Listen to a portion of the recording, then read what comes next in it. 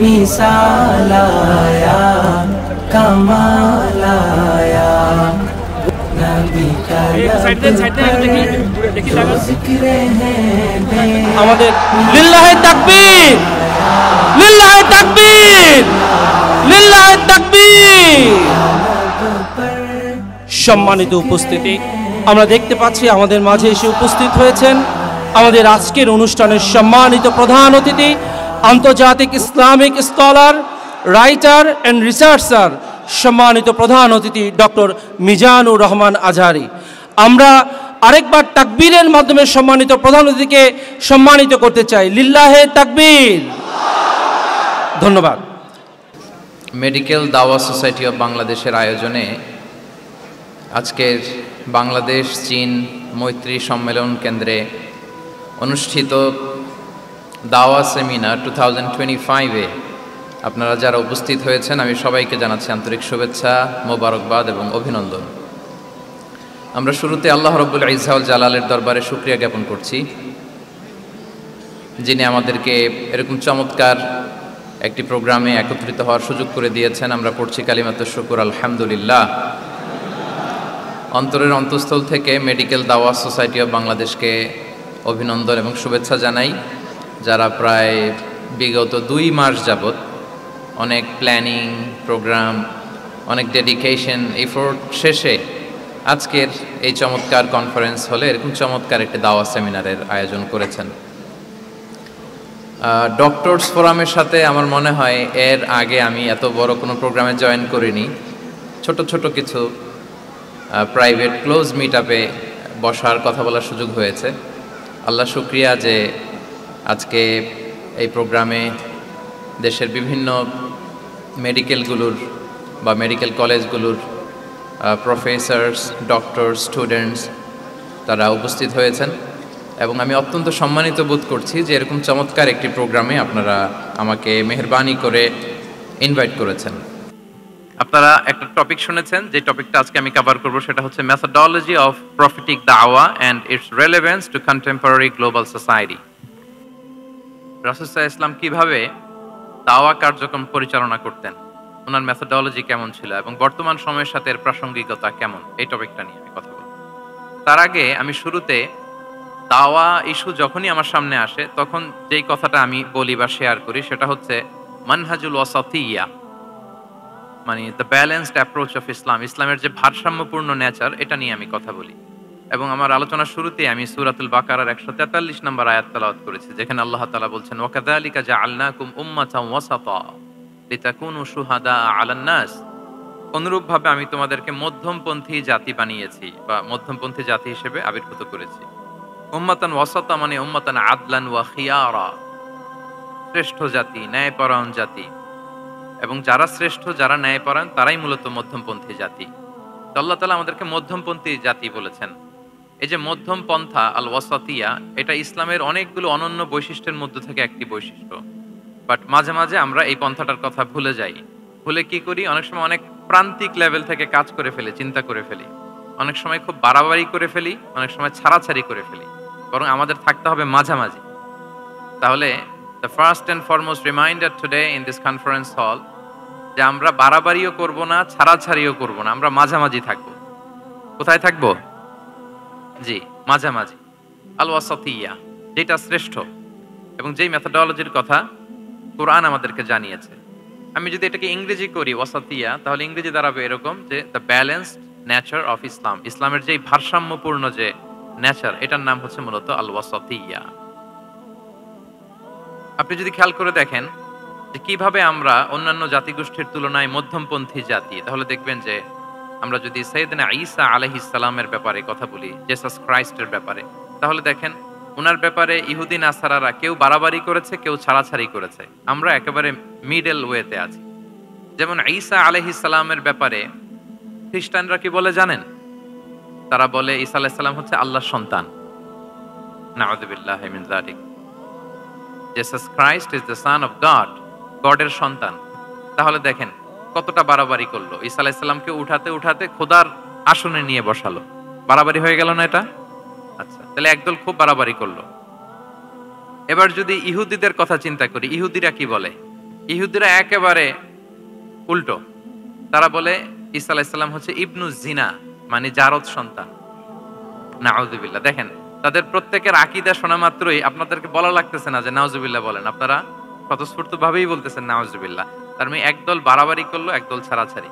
একদল বলল তিনি আল্লাহর সন্তান বলে একেবারে আল্লাহর উপরে উঠাই ফেলছে, আরেক দল নামাতে নামাতে একেবারে পদদলিত করলো, বলল তিনি হচ্ছেন বাস্টার্ড, মানে ইবনু জিনা, জারদ সন্তান। নাউযুবিল্লাহ মিন যালিক।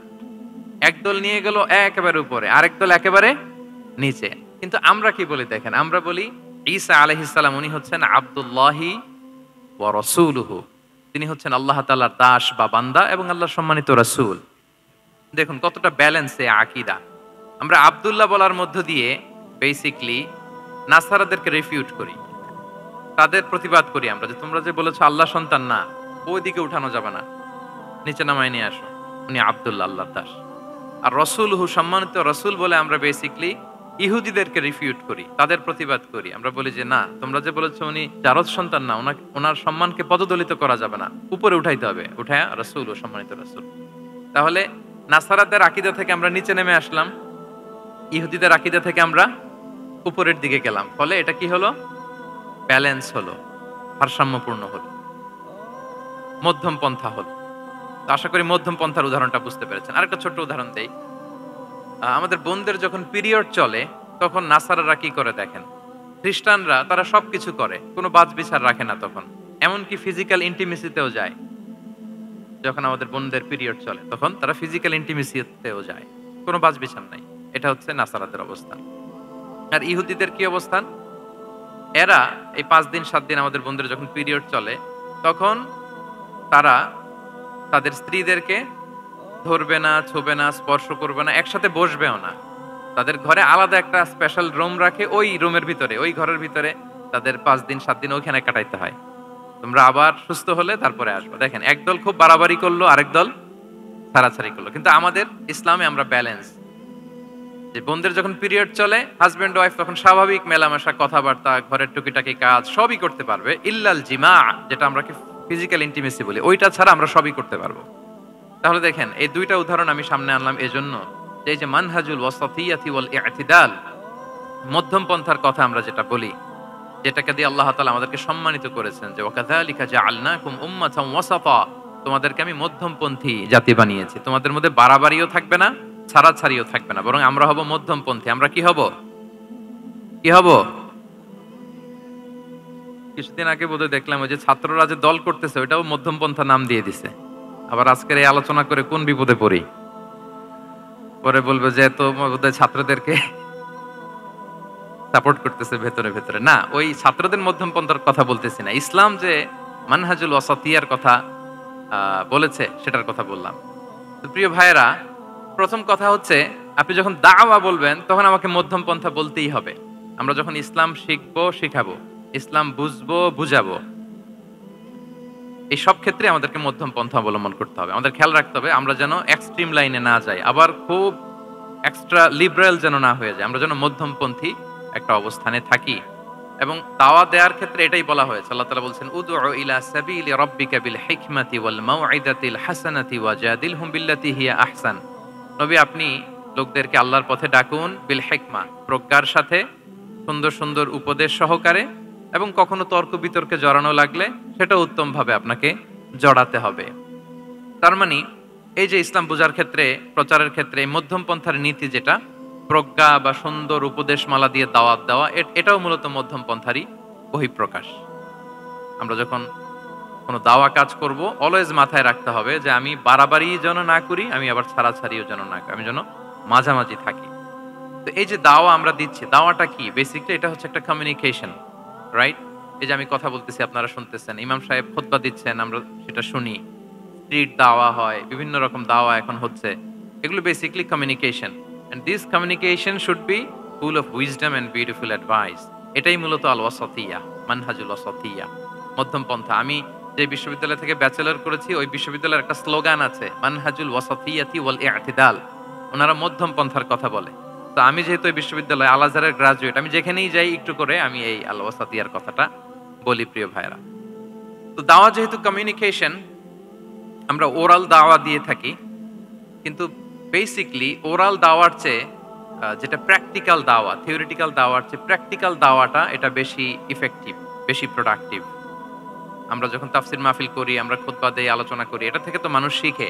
কিন্তু আমি যদি আমার আচরণ দিয়ে কোনো একটা মেসেজ দিতে পারি, ওইটা মানুষের হৃদয়ে বেশি দাগ কাটে, বেশি মনে থাকে, খুব বেশি মনে থাকবে। এটার সুযোগ আপনাদের বেশি। যেমন আমি যদি একটা কোরআনের আয়াতের কথা বলি, এটার খুব একটা মূল্যায়ন নাই, কারণ উনি হুজুর মানুষ, উনি তো কোরআনই বলবে।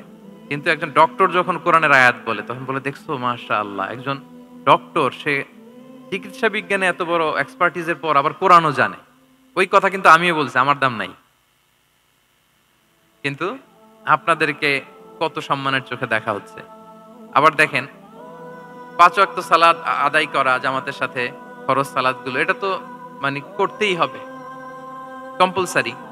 এটা করে তো খুব বেশি ক্রেডিট নেওয়ার কিছু নাই, আমরা সবাই পড়ি। কিন্তু একজন ডাক্তার যখন নামাজ পড়ে, খেয়াল করে দেখবেন, একজন ডক্টর যখন চেম্বারে রুগীদেরকে রেখে বলে যে ওখানে যদি লেখা থাকে যে সালাতের সময় বিরতি থাকবে, বা বলা হয় যে এই ডাক্তার কিন্তু রুগী বসিয়ে রেখে নামাজটা পড়ে এসে আবার রুগী দেখা শুরু করে, এটা সবাই খুব পজিটিভলি নেয় যে দেখো এত ব্যস্ততার পরেও চাইলে এই সময় রুগী দেখতে পারতো, কিন্তু উনি নামাজ পড়ে। দেখেন, একই কোরআনের কথা আমিও বললাম, আপনিও বললেন, আপনার মর্যাদা কত বেশি।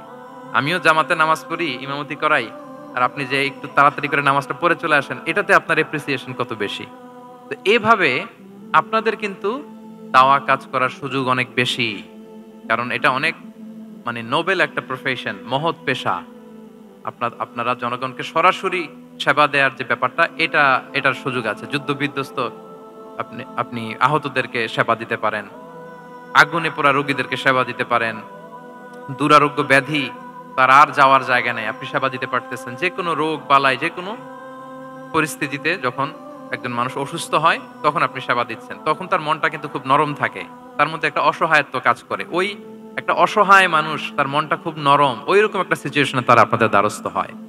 ফলে আপনাদের কিন্তু দাওয়া কাজ করার সুযোগ অনেক বেশি, এবং সেক্ষেত্রে ওরাল দাওয়ার চেয়ে আপনার যে প্র্যাকটিক্যাল দাওয়া, এটার ইফেক্ট অনেক বেশি। নিজের আচরণ দিয়ে যে মেসেজটা দেওয়া যায়, এটা সবচেয়ে ইফেক্টিভ। আপনার লেনদেন, আপনার ডিলিংস কেমন, আপনি মানুষ হিসেবে কেমন, এটা সবচেয়ে পাওয়ারফুল দাওয়া। উমরে ফারুক রাদিয়াল্লাহু তাআলা আনহু, উনি ওনার ছাত্রদেরকে প্রায় বলতেন, উমরে ফারুক রাদিয়াল্লাহু তাআলা, উনি বলতেন যে কুনু দুআতান ইলাল্লাহি ওয়া আনতুম সামিতুন, যে তোমরা আল্লাহর রাস্তায় দাওয়াতি কাজে বের হয়ে যাও এমন অবস্থায় যে তোমরা চুপচাপ। তো ছাত্ররা বলতো দাওয়াতি কাজও করতে বলতেছেন, আবার চুপচাপও থাকতে বলতেছেন, এটা আবার কিভাবে দাওয়াত দিব? উমর ফারুক রাদিয়াল্লাহু তাআলা আনহু বলতেন বি আখলাকিকুম, তোমাদের আখলাক দিয়ে দাওয়াত দাও। আখলাক দিয়ে দাওয়াত দেওয়া যায় না? বলেন তো, আখলাক দিয়ে দাওয়াত দেওয়া যায় কি যায় না? যায়। এই আখলাক দিয়ে যে দাওয়াত, এটা অনেক পাওয়ারফুল। 10টা তাফসির মাহফিল করে আমি এটা করতে পারবো না। আপনি আপনার আখলাক দিয়ে, আপনার ব্যক্তিত্ব দিয়ে, আপনার লেনদেন, হ্যাঁ, এগুলো দিয়ে আপনি যে দাওয়াটা দিতে পারবেন, অন্য অনেক কিছু দিয়ে সেটা হবে না। এজন্য ওমর ফারুক বলতেন কুনু দুআতান ইলাল্লাহি ওয়া আনতুম সামিতুন, আল্লাহর রাস্তায় দায়ী হয়ে বের হও কিন্তু চুপচাপ। কিভাবে? বলে বি আখলাকিকুম, তোমাদের আখলাক দিয়ে। এটা বেশি পাওয়ারফুল। এবং রাসূল সাল্লাল্লাহু আলাইহি ওয়াসাল্লামের ব্যাপারে যখন জিজ্ঞেস করা হতো আম্মাজান আয়েশা রাদিয়াল্লাহু তাআলা আনহাকে যে রাসূল সাল্লাল্লাহু আলাইহি ওয়াসাল্লামের আচরণ কেমন ছিল, তখন আম্মাজান আয়েশা বলতেন যে কানা খুলুকুহু আল কোরআন, কোরআনই ছিল রাসূল সাল্লাল্লাহু আলাইহি ওয়াসাল্লামের চরিত্র। পুরো কোরআনে 30 পারায় থিওরিটিক্যালি যা বলা আছে রাসূল সাল্লাল্লাহু আলাইহি ওয়াসাল্লামের জীবনীতে, প্র্যাকটিক্যালি সেটা দেখানো আছে। Mobile should be in pocket. ভাইজান খুব দায়িত্বশীলতার সাথে একেবারে সামনে থেকে রেকর্ডিং করতেছেন, মাশাআল্লাহ। ওই যে শুরুতে বলছি যে সবাইকে দায়িত্বশীল হইতে হবে। আম্মাজান আয়েশা বলতেন কানা খুলুকুহু আল কোরআন, রাসূল সাল্লাল্লাহু আলাইহি ওয়াসাল্লামের চরিত্র ছিল কোরআন।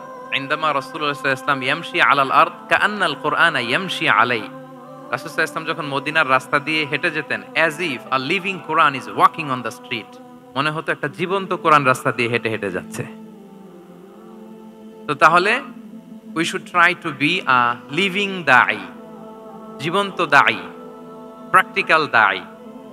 এটা যদি আমরা হইতে পারি, তাহলে অনেক বেশি ইম্প্যাক্ট করা যাবে সোসাইটিতে, অনেক ইনফ্লুয়েন্স করা যাবে। যেটা বললাম যে আমাদের সততা, আচরণ, ব্যক্তিত্ব, পার্সোনালিটি, এগুলো দিয়ে আমরা যে দাওয়াটা দিতে পারি, ওরাল দাওয়া, বক্তব্য দিয়ে, এটা অনেক সময় সম্ভব হয় না। এবং ডাক্তারদের জন্য এটা অনেক বড় একটা সুযোগ। তাহলে ইন্ট্রোডাক্টরি ডিসকাশনে আমি দুটা বিষয়ে কথা বললাম। এক হচ্ছে আমাদেরকে মধ্যমপন্থী হইতে হবে, মানহাজুল ওয়াসাতিয়া ওয়াল ইআতিদাল, এক নাম্বার। দুই নাম্বার হচ্ছে লিভিং দায়ী হওয়ার চেষ্টা করতে হবে, এটা বেশি প্রোডাক্টিভ এন্ড ইফেক্টিভ। এই দুইটা পয়েন্ট আমরা বুঝতে পেরেছি তো না? বুঝতে পেরেছেন সবাই? মাশাআল্লাহ। এবার চলুন যে রাসূল সাল্লাল্লাহু আলাইহি ওয়াসাল্লামের যে প্রফেটিক দাওয়া মেথোডোলজি, কিভাবে উনি দাওয়া কাজের আঞ্জাম দিতেন, সেখান থেকে আমাদের নেয়ার আধুনিক সময়ের এর প্রাসঙ্গিকতা কি আছে, আমি 10টা পয়েন্টে আজকের এই সেমিনারে কিছু কথা উপস্থাপনের চেষ্টা করব। ওমা তাওফীকি ইল্লা বিল্লাহ। এক নাম্বার কথা হচ্ছে, আমরা যে দাওয়া দিব, এই দাওয়া language should be very soft and mild and very touchy. দাওয়া ল্যাঙ্গুয়েজ হইতে হবে ভেরি সফট, অলওয়েজ সফট, সব সময়।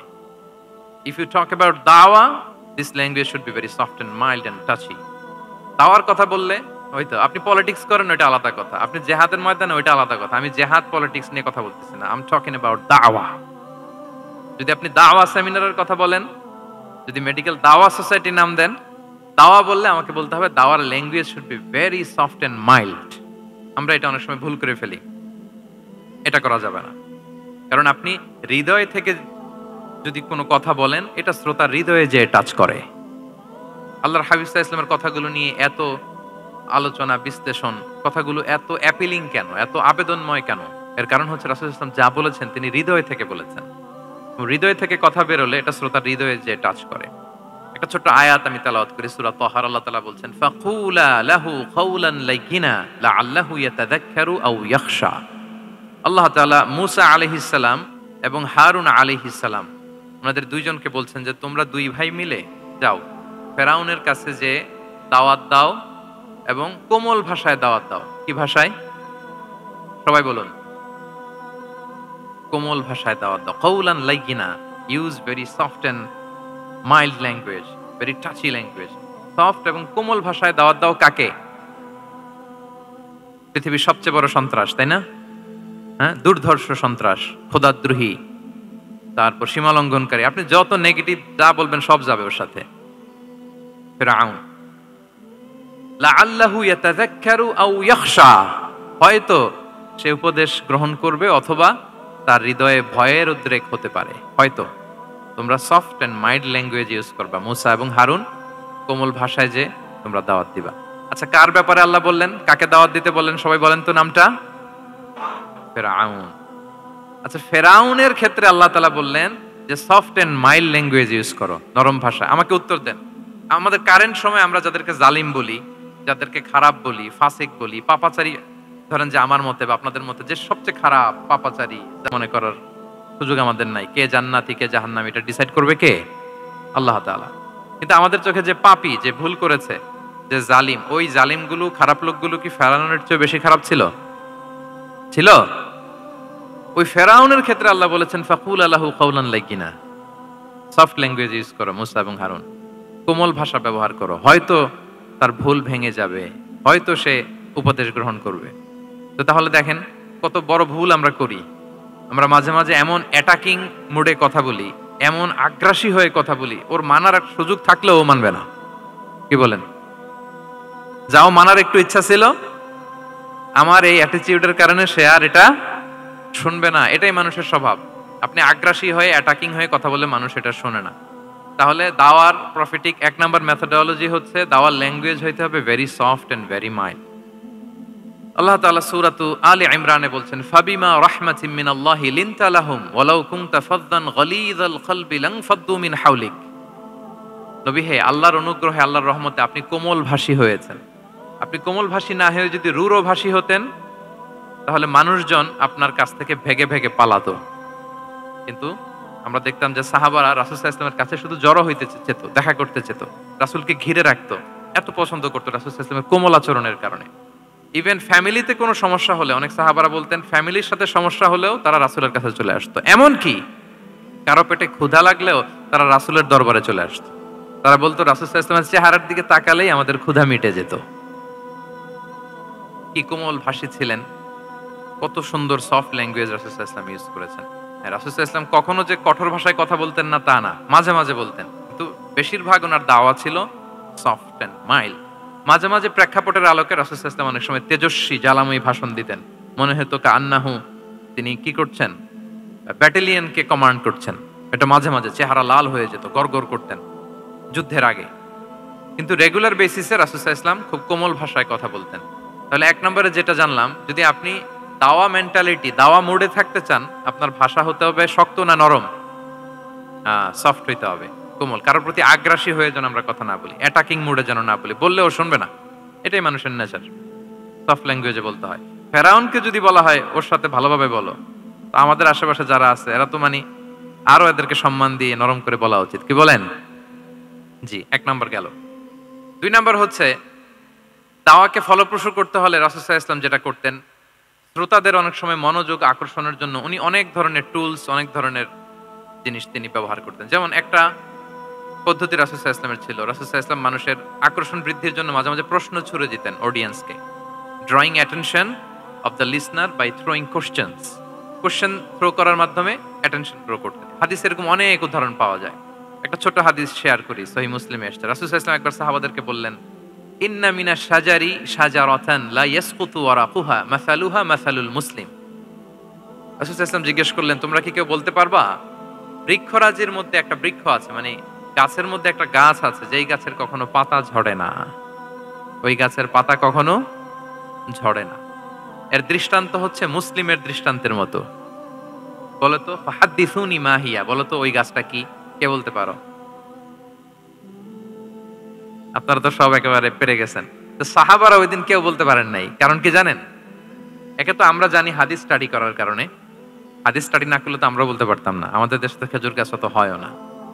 তো ওনারা কেউ বলতে পারে না, এর কারণ হচ্ছে তারা ভাবছিল প্রশ্ন যেহেতু করছে এটা যেন তেন প্রশ্ন, এটা কঠিন কোনো গাছের একটা নাম বলতে হবে। তো বাড়ির পাশে যে খেজুর গাছ, মদিনার অলিতে গলিতে যে খেজুর গাছ ভর্তি, এই দিকে আর ওনাদের অ্যাটেনশন যায় না। ওনারা চলে গেছে মরুভূমিতে, ইয়ামানে, তারপর একেবারে ডেজার্টের মাঝখানে কি কি ক্যাকটাস, গুলমলতা, কি কি গাছ আছে ওগুলো আওড়াচ্ছে মনে মনে। ভাবতেছে যে খেজুর গাছের কথা তো রাসূল সাল্লাল্লাহু আলাইহি ওয়াসাল্লাম আমাদের জিজ্ঞেস করার কথা না, এ তো আমাদের গাছ, বাড়ির পাশের গাছ। কেউই আর বলতে পারে নাই। এরপর রাসূল সাল্লাল্লাহু আলাইহি ওয়াসাল্লাম যখন দেখলেন সবাই অপারগ, রাসূল সাল্লাল্লাহু আলাইহি ওয়াসাল্লাম বললেন, ইন্নাহা আন-নাখলা, এটা হচ্ছে খেজুর গাছ, ডেট প্লান্ট। তো আব্দুল্লাহ ইবনে উমর রাদিয়াল্লাহু তাআলা আনহু বাড়িতে যাওয়ার পরে ওমরে ফারুককে তার বাবাকে বললেন যে, বাবা, আজকে যে রাসূল সাল্লাল্লাহু আলাইহি ওয়াসাল্লাম প্রশ্ন ছুড়ে দিলেন, আপনারা যে কেউ পারলেন না, উত্তরটা কিন্তু আমি পারতাম। ওমরে ফারুক বললেন, বলো কি তুমি পারতা? তো বললা না কেন? তুমি আজকে উত্তর দিতে পারলে তো রাসূলের সামনে আমার বুকটা এত বড় হয়ে যেত, মানে লাল উট পেলে আরবরা যেই খুশি, আমি এর চেয়ে বেশি খুশি হতাম। তখন উনি বললেন যে, আপনি পারতেছেন না, অন্যান্য বয়স্ক সাহাবারা পারতেছে না, মুরব্বীরা কেউ যেহেতু বলে নাই, আমি বিনয়ের খাতিরে উত্তরটা দেই নাই, কিন্তু আমি জানতাম যে এটা খেজুর গাছ। তাহলে দেখেন রাসূল সাল্লাল্লাহু আলাইহি ওয়াসাল্লাম অ্যাটেনশনটাকে ড্র করার জন্য প্রশ্ন ছুড়ে দিতেন। তো এই প্রশ্ন ছুড়ে দিয়ে কিন্তু আমরা মানুষের দৃষ্টি আকর্ষণ করতে হবে। আপনারা তো মানে প্রশ্ন ছড়াই তো আপনাদের কাজ, যে কি অবস্থা, শরীরটা কেমন, পেট ঠিক আছে কিনা, ঘুম হয় কিনা, কমন প্রশ্ন না আপনাদের? আপনাদের কাছে গেলেই তো প্রথমে জিজ্ঞেস করে যে হজম হয় কিনা, তারপর ঘুম আসে কিনা, এই হয় কিনা, অনেক প্রশ্ন আপনারা করেন। তো এইভাবে আপনি যদি আস্তে আস্তে প্রশ্নের ছলে যদি তাকে আপনি দাওয়া দিতে চান, আপনি কিন্তু দিতে পারেন। এটা রাসূল সাল্লাল্লাহু আলাইহি ওয়াসাল্লামের একটা দাওয়া মেথোডোলজি ছিল। দুইটা বলে ফেললাম, একটা হচ্ছে দাওয়ার ল্যাঙ্গুয়েজ হতে হবে অনেক শক্ত, নাকি? হ্যাঁ, নরম, সফট এন্ড মাইল্ড। দুই নাম্বার হচ্ছে প্রশ্ন ছুড়ে দিয়ে শ্রোতাকে আকর্ষণ করা, মনোযোগ আকর্ষণ করা। তিন নাম্বার ভিজুয়াল এক্সপ্লেনেশন। রাসূল সাল্লাল্লাহু আলাইহি ওয়াসাল্লাম এটা করতেন যাতে করে আরো সহজে বোঝানোর জন্য। এটা নিশ্চয়ই আপনারা করেন। রাসূল সাল্লাল্লাহু আলাইহি ওয়াসাল্লামের দাওয়া জিন্দেগিতে দেখা যায় প্রায় সময় কিছু উনি ভিজুয়াল এক্সপ্লেনেশন নিয়ে এসেছেন সাহাবাদের সামনে, যাতে করে সাহাবারা to get a better idea of the issue, আরো ইজিলি বুঝতে পারেন। যেমন একবার রাসূল সাল্লাল্লাহু আলাইহি ওয়াসাল্লাম অনাথ ইয়েতিমদেরকে যারা দেখভাল করে তাদেরকে মর্যাদা, এটা বোঝাতে যে রাসূল সাল্লাল্লাহু আলাইহি ওয়াসাল্লাম দুই আঙ্গুল উঁচু করে একবার বললেন যে, আনা ওয়া কাফিলুল ইয়াতীমি ফিল জান্নাতি কাহাতাইন। আমার আঙ্গুল দুটো দেখতে পাচ্ছেন আপনারা সবাই? দুইটা আঙ্গুল উঁচু করেন তো এভাবে। মানুষ তো মনে করবে ভিক্টরি সাইন দেখাই দিছে আমরা। এই যে, তো রাসূল সাল্লাল্লাহু আলাইহি ওয়াসাল্লাম বললেন, আনা ওয়া কাফিলুল ইয়াতীমি কাহাতাইন, হাত নামান। অর্থাৎ আমি এবং এতিমের রক্ষণাবেক্ষণকারী কিয়ামতের দিন এভাবে কাছাকাছি প্রতিবেশী হয়ে থাকবো। এই দুইটা আঙ্গুলের মাঝখানে যেমনি খুব একটা স্পেস নাই, গ্যাপ নাই, মানে একেবারে কাছাকাছি, নেইবরিং ফিঙ্গার, রাইট? আমি এবং এতিমের রক্ষণাবেক্ষণকারী এইভাবে নেইবর হয়ে থাকবো। এই যে ভিজুয়াল এক্সপ্লেনেশন দেখছেন, এই যে দাওয়ার মধ্যে মাঝে মাঝে এরকম ভিজুয়াল এক্সপ্লেনেশন করতে হবে যাতে করে শ্রোতারা বোঝে রাসূল সাল্লাল্লাহু আলাইহি ওয়াসাল্লাম এটা করেছেন। আচ্ছা, মুসনাদে আহমদে এক হাদিস এসেছে, রাসূল সাল্লাল্লাহু আলাইহি ওয়াসাল্লাম একবার খেজুরের একটা ডাল নিয়ে মরুভূমির মধ্যে একটা দাগ টানলেন। খাত্তালানা রাসূলুল্লাহ সাল্লাল্লাহু আলাইহি ওয়াসাল্লাম খাত্তান, একটা স্ট্রেট লাইন দিয়ে রাসূল সাল্লাল্লাহু আলাইহি ওয়াসাল্লাম বললেন এটা হচ্ছে সিরাতুল মুস্তাকিম। সাহাবাদের দৃষ্টি আকর্ষিত হলো, সবাই মনোযোগী হয়ে উঠলো, তাই নাকি? সিরাতুল মুস্তাকিম, যে দোয়া আমরা প্রতিদিন করি, ইহদিনাস সিরাতাল মুস্তাকিম, খেজুরের ডাল দিয়ে স্ট্রেট লাইন কেটে বললেন এটা হচ্ছে সিরাতুল মুস্তাকিম। এবার ওই খেজুরের ডাল দিয়ে ডানে বায়ে অনেকগুলো ছোট ছোট দাগ কাটলেন আর বললেন হাযিহি সুবুলুশ শায়তান, এগুলো হচ্ছে শয়তানের রাস্তা, এটা হচ্ছে মুস্তাকিম সোজা রাস্তা যেটা জান্নাতে যায়। আর ডানে বায়ে অনেকগুলো দাগ কাটলেন, ডেকে বললেন এই প্রতিটি রাস্তায় একটা করে শয়তান বসে থাকে আর সে তোমাদেরকে টেম্পটেশন দিতে থাকে, প্রভোকেশন করতে থাকে, ধোঁকা দিতে থাকে, ওয়াসওয়াসা দিতে থাকে। ডানে বায়ে না তাকিয়ে এই সিরাতুল মুস্তাকিমের পথেই অবিচল থাকতে হবে ইনশাআল্লাহ বলেন। তাহলে দেখেন মরুভূমির মাঝখানে, তখন তো আর ওই যে এলইডি প্রজেক্টর থাকলে হয়তো রাসূল সাল্লাল্লাহু আলাইহি ওয়াসাল্লাম ওইটাই ব্যবহার করতেন, আমরা এটা এখন করতে পারি বোঝানোর জন্য। রাসূল সাল্লাল্লাহু আলাইহি ওয়াসাল্লাম খেজুরের ডাল দিয়ে মরুভূমির মধ্যে দাগ কেটে সাহাবীদেরকে এই ভিজুয়াল এক্সপ্লেনেশন দিলেন এবং সাহাবারা খুব সহজে বুঝতে পারলেন যে কোনটা সিরাতুল মুস্তাকিম, কোনটা সিরাতুশ শাইতান। এভাবে রাসূল সাল্লাল্লাহু আলাইহি ওয়াসাল্লাম ভিজুয়াল এক্সপ্লেনেশন ইউজ করতেন। আমরা বিশ্বাসীরা যে ভাই ভাই, মুমিনরা যে ভাই ভাই, আমাদের সম্পর্ক যে কত সুদৃঢ় মজবুত, এটা বোঝাতে যে একবার রাসূল সাল্লাল্লাহু আলাইহি ওয়াসাল্লাম বললেন আল মুমিনু লিল মুমিনি কাল বুনিয়ান, বিশ্বাসীরা তাদের সম্পর্ক হচ্ছে কাল বুনিয়ান, একটা সুদৃঢ় প্রাচীরের মতো, সীসা ঢালা প্রাচীরের মতো। ইয়াশুদ্দু বা'দুহু বা'দা, যেটার এক পাশ আরেক পাশকে মজবুত করে। Strengthening one part the others, এক পার্ট আরেক পার্টকে মজবুত করে। যেমন এই বিল্ডিং, এদিকে ভেঙে ফেললে এটা নড়বড়ে হয়ে যাবে। তিনি বুঝালেন যে সুদৃঢ় প্রাচীরের মতো হচ্ছে বিশ্বাসীদের সম্পর্ক। এটা বলে ওয়াশাব্বাকা বাইনা আসাবিহি, মানে ডান হাতের আঙ্গুলগুলো বা হাতের ভেতরে ভেবে ঢুকিয়ে দিলেন, বললেন যে এরকম মজবুত। সুবহানাল্লাহ, এই যে এই হাতের আঙ্গুলগুলো এই হাতে ঢুকিয়ে এরকম চাপ দিলে খুব শক্ত হয় না, মজবুত হয় না? রাসূল সাল্লাল্লাহু আলাইহি ওয়াসাল্লাম বললেন আমাদের বন্ধন হচ্ছে এরকম সুদৃঢ় মজবুত, সুদৃঢ় সীসা ঢালা প্রাচীরের মতো। আল্লাহু আকবার। তাহলে এই যে ভিজুয়াল এক্সপ্লেনেশন রাসূল সাল্লাল্লাহু আলাইহি ওয়াসাল্লাম বোঝানোর জন্য এই যে এরকম দাগ কাটা, কখনো এইভাবে হাদিসে এরকম অনেক পাওয়া যায়। আমি অল্প কয়েকটা, সময়ের টাইম কনস্ট্রেন্টের কারণে অল্প কয়েকটা নিয়ে আসলাম। তাহলে এটা রাসূল সাল্লাল্লাহু আলাইহি ওয়াসাল্লামের একটা দাওয়া মেথোডোলজি ছিল, বোঝানোর জন্য কত ইজিয়েস্ট ওয়েতে তিনি অডিয়েন্সের কাছে পৌঁছাতে পারেন। তিনি প্রয়োজনে ভিজুয়াল এক্সপ্লেনেশনের সহায়তা নিতেন। কয়টা গেল মেথোডোলজি? 3টা। আচ্ছা, 4 নাম্বার হচ্ছে গ্রাজুয়ালিটি, ধীরে ধীরে ধাপে ধাপে দাওয়া পরিচালনা করা, দাওয়া কাজ করা। এটাতে অনেক সময় আমরা ভুল করে ফেলি। আমরা অনেক সময় একটু রাশিং মেন্টালিটিতে থাকি, তাড়াহুড়ো। একজন ভাই নতুন দিনে ফিরছে, আগে হয়তো সংশয়বাদী ছিল, নাস্তিক ছিল, প্র্যাকটিস করতো না, এখন সে প্র্যাকটিসের ইচ্ছা করছে। এই সুযোগ পেয়ে আমি তারে বলা শুরু করলাম নামাজ পড়তে হবে, রোজা রাখতে হবে, যাকাত দিতে হবে, তোমার ওয়াইফের পর্দা করাইতে হবে, হালাল হারাম ও কয়েক সারছে, আমার সম্ভব না। ও বলবে ভাই আগে যা ছিলাম ওইটাই ভালো ছিল, এতগুলো তো আমি মানতে পারবো না। এই যে আপনি তাকে দিন থেকে ভাগালেন, আপনার দাওয়া মেথোডোলজি জানা না থাকার কারণে আপনি তাকে ভাগালেন। একসাথে আপনি এত কথা বলবেন না। নতুন যখন কেউ দিনে ফিরে তাকে আপনি একসাথে এত কথা বলবেন না। নতুন যখন কোনো বোন ইসলামে আসতে চায় তাকে আপনি কঠিন করে বলবেন না। উপরে আমাদের বোনরা আছে, তাদেরকেও আমি বলবো সহজ করে বলেন। প্রথমে নামাজের কথা বলেন, নামাজ আস্তে আস্তে পড়ুক যতটুকু পারুক। প্রথমে হয়তো 5 ওয়াক্ত পারবে না, 1 ওয়াক্ত 2 ওয়াক্ত দিয়ে শুরু করবে, এরপর আস্তে আস্তে 5 ওয়াক্ত যাবে। এরপর তাকে একটু শালীন পোশাকের কথা বলেন যে তুমি একটু শালীন পোশাক পরো, সেফটি সিকিউরিটির জন্য ভালো। সেটাতে অভ্যস্ত হলে তাকে হেজাবের দাওয়াত দিবেন আপনি, হেজাবে অভ্যস্ত হলে নেকাবে দাওয়াত দিবেন আপনি। এইভাবে গ্রাজুয়ালিটি, ধাপে ধাপে, একসাথেই কঠিন করে দিনকে উপস্থাপন করা যাবে না। দাওয়া ইজ এ গ্রাজুয়াল প্রসেস। হ্যাঁ, গ্রাজুয়ালি যাইতে হবে। Beginning with the most important issue first, তারপর যেটা ইম্পর্টেন্ট, তারপর যেটা ইম্পর্টেন্ট, ধাপে ধাপে আপনি তাকে বলবেন। আপনারা নিশ্চয়ই সবাই মদ হারাম হওয়ার যে স্টেপগুলো আছে জানেন না? কয়বারে হারাম হয়েছে? 3 বারে। ওয়াসআলুনাকা আনিল খামরি ওয়াল মাইসির কুল ফীহিমা ইসমুন কাবীরু ওয়া মানাফিউ লিন-নাস ওয়া ইসমুহুমা আকবারু মিন নাফিহিমা। প্রথমে বললেন মদে কিছু উপকার আছে কিন্তু এটার গুনাহ বেশি, ক্ষতি বেশি, কিন্তু সামান্য উপকার আছে। তো মানুষ সচেতন হয়ে গেল যে না, এটা কিন্তু গুনাহ আছে, ক্ষতি আছে, সাবধান হইতে হবে। মদ খাওয়া কমায় দিল। আচ্ছা, এরপর বলা হলো ওয়ালা তাকরাবুস সালাতা ওয়া আনতুম সুকারা, মাতাল হয়ে মদ খাওয়া অবস্থায় নামাজে যেও না। কারণ কোন এক সাহাবী নামাজে এমন ভাবে তেলাওয়াত করলেন, অর্থ চেঞ্জ হয়ে গেল। ফলে দিনে 5 বার মদ খাওয়া যাবে না, এই আয়াত দিয়ে তো তাই বোঝা যায়, তাই না? 5 বারের জন্য যখন সাবধান হয়ে গেল, আরো তারা অভ্যস্ত হয়ে গেল। এরপরে নাজিল হলো ইন্নামাল খামরু ওয়াল মাইসিরু ওয়াল আনসাবু ওয়াল আজলামু রিজসুম মিন আমালি শাইতানি ফাজতানিবু। মদ, জুয়া, ভাগ্যলিপি এগুলো শয়তানের কাজ, এগুলো থেকে বেঁচে থাকো। সবাই মদিনার ঘরের ভেতরে মদের বোতল যেগুলো ছিল ভেঙে সব রাস্তায় মদ দিয়ে মদিনার অলিগলি সয়লাভ। সুবহানাল্লাহ, কারো কষ্ট হয়নি, কারণ ধাপে ধাপে মদকে হারাম করা হয়েছে। কেউ যদি চেইন স্মোকার থাকে, আপনি যদি বলেন যে স্মোকিং হারাম, কালকে থেকে একটাও খেতে পারবে না, ও পারবে? ও তো মারা যাবে। ও সব বাদ দিতে পারবে, স্মোকিং বাদ দিতে পারবে না। তো কি করবেন? তাকে আপনি অল্প অল্প করে, যে একটু একটু করে ছাড়ো। এই যে রমজান আসতেছে, সারাদিন তো করতেই পারবা না, রাতে 2-3টা করে খাইও, বেশি খাইও না।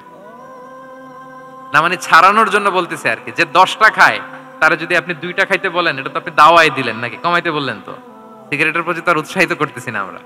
চেইন স্মোকার ও 10টা ছাড়া হয় না প্রতিদিন। তাই রমজানে আপনি তারা বললেন যে সারাদিন তো তুমি না খেয়ে থাকবা, রাতে 1টা 2টা বা 3টা গেল। প্রথম দশকে 3টা, এরপরের দশকে 2টা, তারপরের দশকে 1টা। যে 1টা খায় তারপরের দিন তো সে চাইলে ছেড়েও দিতে পারে, কি বলেন? এইভাবে গ্রাজুয়ালি তাকে ছাড়ানোর জন্য অভ্যস্ত করতে হবে। তাহলে এই গ্রাজুয়ালিটিটা দরকার। আমি হাদিস থেকে, সিরাত থেকে একটা উদাহরণ দেই, শুনুন। রাসূল সাল্লাল্লাহু আলাইহি ওয়াসাল্লাম মুআয ইবনে জাবাল রাদিয়াল্লাহু তাআলা আনহুকে ইয়ামানের গভর্নর করে পাঠালেন। তো তখন তাকে বললেন যে মুআয, ইন্নাকা তাআতি কওমান মিন আহলিল কিতাব, তোমাকে এমন একটা এলাকার গভর্নর করে পাঠাচ্ছি, তারা কিন্তু আহলে কিতাব, মানে people of the books, Jews and Christian community, তারা ইহুদি খ্রিস্টান। তো তাদেরকে যখন দাওয়াত দিবা, ধাপে ধাপে দিবা। কিভাবে দিবা? তিনি বললেন, ফাদউহুম ইলা শাহাদাতি আন লা ইলাহা ইল্লাল্লাহ ওয়া আন্না মুহাম্মাদুর রাসূলুল্লাহ। প্রথমে দাওয়াত দিবা তাওহীদ আর রিসালাতের। আওয়াজ করে বলেন, প্রথমে কিসের? তাওহীদ এবং রিসালাতের। আচ্ছা, ফা ইনহুম আতাউ লিযালিক, তারা যখন এটা মেনে নেয়। আরবিটা খেয়াল করেছেন অর্থটা? ফা ইনহুম আতাউ লিযালিক, তাওহীদ রিসালাত যদি মেনে নেয়, তাহলে তাদেরকে 5 ওয়াক্ত নামাজের দাওয়াত দিও। আচ্ছা, 5 ওয়াক্ত নামাজে যখন তারা অভ্যস্ত হয়ে যায়, ফা ইনহুম আতাউ লিযালিক, যখন তারা এটাও মেনে নেয়, তখন তাদেরকে যাকাতের আদেশ করো। সুবহানাল্লাহ, সুবহানাল্লাহ। দেখেন, ধাপে ধাপে, একবারে সবগুলো বিধান একবারে তাদের সাথে শেয়ার করতে বলেননি। প্রথমে তাওহীদের, রিসালাতের, মেনে নিলে সালাতের, মেনে নিলে যাকাতের, ধাপে ধাপে। তাহলে একবারে কেউ নতুন যখন দিনে ফিরেছে, একবারে সবকিছু তার ঘাড়ে চাপিয়ে দিবেন আপনি? কি করবেন? গ্রাজুয়ালি, ধাপে ধাপে আমরা এই দাওয়াটা তাদেরকে দেওয়ার চেষ্টা করব। এটা খুব ইফেক্টিভ হবে, ফলপ্রসূ হবে। কয়টা বললাম আমরা? 4টা। আপনাদের মনোযোগ আছে তো? বোরিং হচ্ছেন না তো? একটু বোরিং বোরিং লাগতেছে আপনাদের? হওয়ার কথা, যেহেতু সেই সকাল থেকে আমি শুনলাম 11টা থেকে প্রোগ্রাম। তো যারা দূর থেকে আসছেন, নিশ্চয়ই ফজরের পরে রওনা দিয়ে। ঢাকার বাইরে থেকে আসছেন কারা কারা, দেখি তো একটু। ইয়া সালাম, আপনারা নিশ্চয়ই ফজর পরে রওনা হয়েছেন গতকাল। মাশাআল্লাহ, মাশাআল্লাহ, আল্লাহ তাআলা কবুল করুক। আসুন আমরা তাকবীর পড়ি, তাহলে আরেকটু এনার্জেটিক হব আমরা। লিল্লাহি তাকবীর, লিল্লাহি তাকবীর, লিল্লাহি তাকবীর। একটু এনার্জেটিক লাগতেছে না এখন? মাশাআল্লাহ। না, ঠিক আছে, ঠিক আছে, এই তো ঠিক আছে। আচ্ছা, 4টা কভার করে ফেলেছি। 5 নাম্বার হচ্ছে দাওয়ার মধ্যে ইমোশনাল ইন্টেলিজেন্স ইউজ করতে হবে, তাহলে এটা মোর ইফেক্টিভ হবে। মানে আপনি মানুষের আবেগ, অনুভূতি নাড়িয়ে দিয়ে যদি দাওয়া দিতে পারেন, এটা তার শুদ্ধাচারের জন্য অনেক কাজে দেবে। ইমোশনাল ইন্টেলিজেন্স মানে তার আবেগ, ইমোশনকে আপনি ট্রিগার আপ করবেন, ওইটাতে আপনি কাজ করবেন, তাহলে দেখবেন যে সে একেবারে কাবু হয়ে গেছে। এটা রাসূল সাল্লাল্লাহু আলাইহি ওয়াসাল্লামের সিরাতে আমরা অনেক সময় দেখেছি যে ইমোশনাল ইন্টেলিজেন্সকে কাজে লাগিয়ে রাসূল সাল্লাল্লাহু আলাইহি ওয়াসাল্লাম তার আবেগ, অনুভূতিতে এমন ভাবে নাড়া দিয়েছেন, তাকে আল্লাহ তাআলা হেদায়েতের রাস্তায় নিয়ে এসেছে। সুবহানাল্লাহ। একটা ছোট্ট উদাহরণ দেই, মুসনাদে আহমদ ইবনে হাম্বলের হাদিস, কিভাবে ইমোশনাল ইন্টেলিজেন্স রাসূল সাল্লাল্লাহু আলাইহি ওয়াসাল্লাম ইউজ করতেন, আবেগ অনুভূতিকে কিভাবে নাড়া দিতেন রাসূল। এক যুবক এসে সাহাবাদের সামনে রাসূল সাল্লাল্লাহু আলাইহি ওয়াসাল্লামকে বললেন, ইয়া রাসূলুল্লাহ, ইযান লি বিজিনা, হে আল্লাহর রাসূল, আপনি আমাকে জিনার অনুমতি দেন। নাউযুবিল্লাহ। কিসের? জিনার, মানে ব্যভিচারের অনুমতি দেন। ব্যভিচার বা জিনার অনুমতি দেন। আশেপাশের সাহাবারা তো রেগে মেগে আগুন।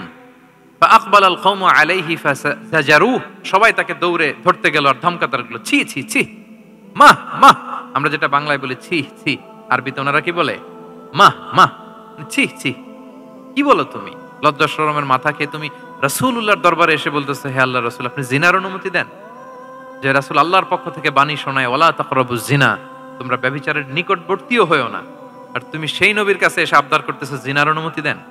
তারা যখন তেরে আসলো এই যুবকের দিকে, রাসূল সাল্লাল্লাহু আলাইহি ওয়াসাল্লাম তাদেরকে থামালেন, বললেন যে তোমরা থামো, যুবককে ডেকে আনো আমার কাছে। যুবককে নিয়ে আসা হলো। রাসূল সাল্লাল্লাহু আলাইহি ওয়াসাল্লাম তাকে পরম আদরে কাছে টেনে নিলেন। এবার তাকে জিজ্ঞেস করলেন, তুমি জিনার অনুমতি চাও না? বলে যে ইয়া রাসূলুল্লাহ, জি জিনার অনুমতি চাই। তখন রাসূল সাল্লাল্লাহু আলাইহি ওয়াসাল্লাম বললেন, তুমি আমাকে উত্তর দাও তো, তুমি বলো তো যে আতুহিব্বুহু লি উম্মিক, তুমি কি পছন্দ করবে যে কোনো পরপুরুষ তোমার মায়ের সাথে এই জিনাটা করুক? তোমার এটা ভালো লাগবে? সে বলে, লা ইয়া রাসূলুল্লাহ, না, কখনো না। আমার মায়ের সাথে কেউ এই পাপাচারে লিপ্ত হবে, এটা কোনো মানুষ মেনে নিবে না। আমি কেন, কেউ মেনে নিবে না। তারপর রাসূল সাল্লাল্লাহু আলাইহি ওয়াসাল্লাম তাকে বললেন, আতুহিব্বুহু লিবনাতিক, তুমি তোমার কলিজার টুকরা সন্তান, কন্যা সন্তানের সাথে, তোমার কন্যার সাথে কেউ এই পাপ কাজটা করুক, এটা তুমি মেনে নিবে? এটা তুমি পছন্দ করো? সে বলল, লা ইয়া রাসূলুল্লাহ, হে আল্লাহর রাসূল, কশিন কালেও না, কখনো মানবো না। আমার মেয়ের সাথে কেউ এই কাজ করবে, আমি কখনো মানবো না। রাসূল সাল্লাল্লাহু আলাইহি ওয়াসাল্লাম আবার তাকে প্রশ্নবাণে জর্জরিত করতে লাগলেন। আবার বললেন, আতুহিব্বুহু লি উখতিক, তুমি কি তোমার প্রিয় বোনের সাথে কেউ এটা করুক, এই পাপাচারে লিপ্ত হোক, জিনা করুক, পছন্দ করবে? তোমার বোনকে কেউ এরকম করবে, অপমান করবে, এটা চাইবে তুমি? বলে, কখনো না, লা ইয়া রাসূলুল্লাহ, কখনো না, কেউই তো পছন্দ করবে না এটা। তখন রাসূল সাল্লাল্লাহু আলাইহি ওয়াসাল্লাম বললেন, তুমি যার সাথে জিনার অনুমতি চাইছো সে তো কারো না কারো মা, কারো না কারো মেয়ে, কারো না কারো বোন, তুমি এভাবে কেন ভাবতে পারো না? সুবহানাল্লাহি বিহামদি। এই কথা বলার পরে তো সে একেবারে ইমোশনালি এমন ড্যামেজ হয়েছে, লজ্জায় কাচুমাচু হয়ে মাথা নিচু করে দাঁড়ায়। তখন রাসূল ইসলাম তার পিঠে একটা আলতো চাপড় মারলেন, পরম মমতায় আলতো চাপড় দিয়ে তার জন্য দোয়া করলেন, আল্লাহুম্মা গফির যামবাহ ওয়া তাহহির কলবাহ ওয়া হাসসিন ফারজাহ, আল্লাহ তুমি এই যুবকের পাপ মোচন করো, আল্লাহ তুমি তার অন্তরটাকে পরিশুদ্ধ করো, আল্লাহ তুমি তার চরিত্রটাকে নিষ্কলুষ করো। এই হাদিসের রাবি উনি বলতেছেন, ফালাম ইয়াকুন বা'দা যালিকাল ফাতা ইয়ালতাফিতু ইলা শাই, ওই দিনের পর থেকে এই যুবক কখনো কোনো পরনারীর দিকে রাস্তায় তাকায় নাই। এই ইমোশনালি যখন তাকে দুর্বল করা হলো, তাকে যখন এইভাবে রাসূল সাল্লাল্লাহু আলাইহি ওয়াসাল্লাম প্রেজেন্টেশন করলেন, হাদিসের বর্ণনাকারী বলেন, এরপরে আমরা কোনোদিন তাকে পরনারীর দিকে তাকাতে দেখি নাই। তার হৃদয়টাকে আল্লাহ তাআলা পরিশুদ্ধ করে দিলেন। রাসূল সাল্লাল্লাহু আলাইহি ওয়াসাল্লাম ইউযাক্কিহিম, কিভাবে মানুষকে পরিশুদ্ধ করতে দেখেন, কিভাবে তার আবেগ অনুভূতিকে নাড়িয়ে তার চিন্তার জগতে আলোড়ন সৃষ্টি করে তাকে এমন ভাবে কাবু করলেন যে রাসূল সাল্লাল্লাহু আলাইহি ওয়াসাল্লাম যেই দিকে তাকে গাইড করতেছে এখন সে সেদিকেই যেতে বাধ্য। তো এইটা আমাদেরকে করতে হবে, ইমোশনাল ইন্টেলিজেন্স কাজে লাগিয়ে মানুষের আবেগ অনুভূতিতে নাড়া দিয়ে যদি আপনি তাকে কোনো কথা, কোনো বার্তা, কোনো নাসিহাত করেন, তখন সেটা সে শুনে, এমন শুনে এমন ভাবে সে হেদায়েতের পথে আসে যেটা আমরা কল্পনাও করতে পারি না।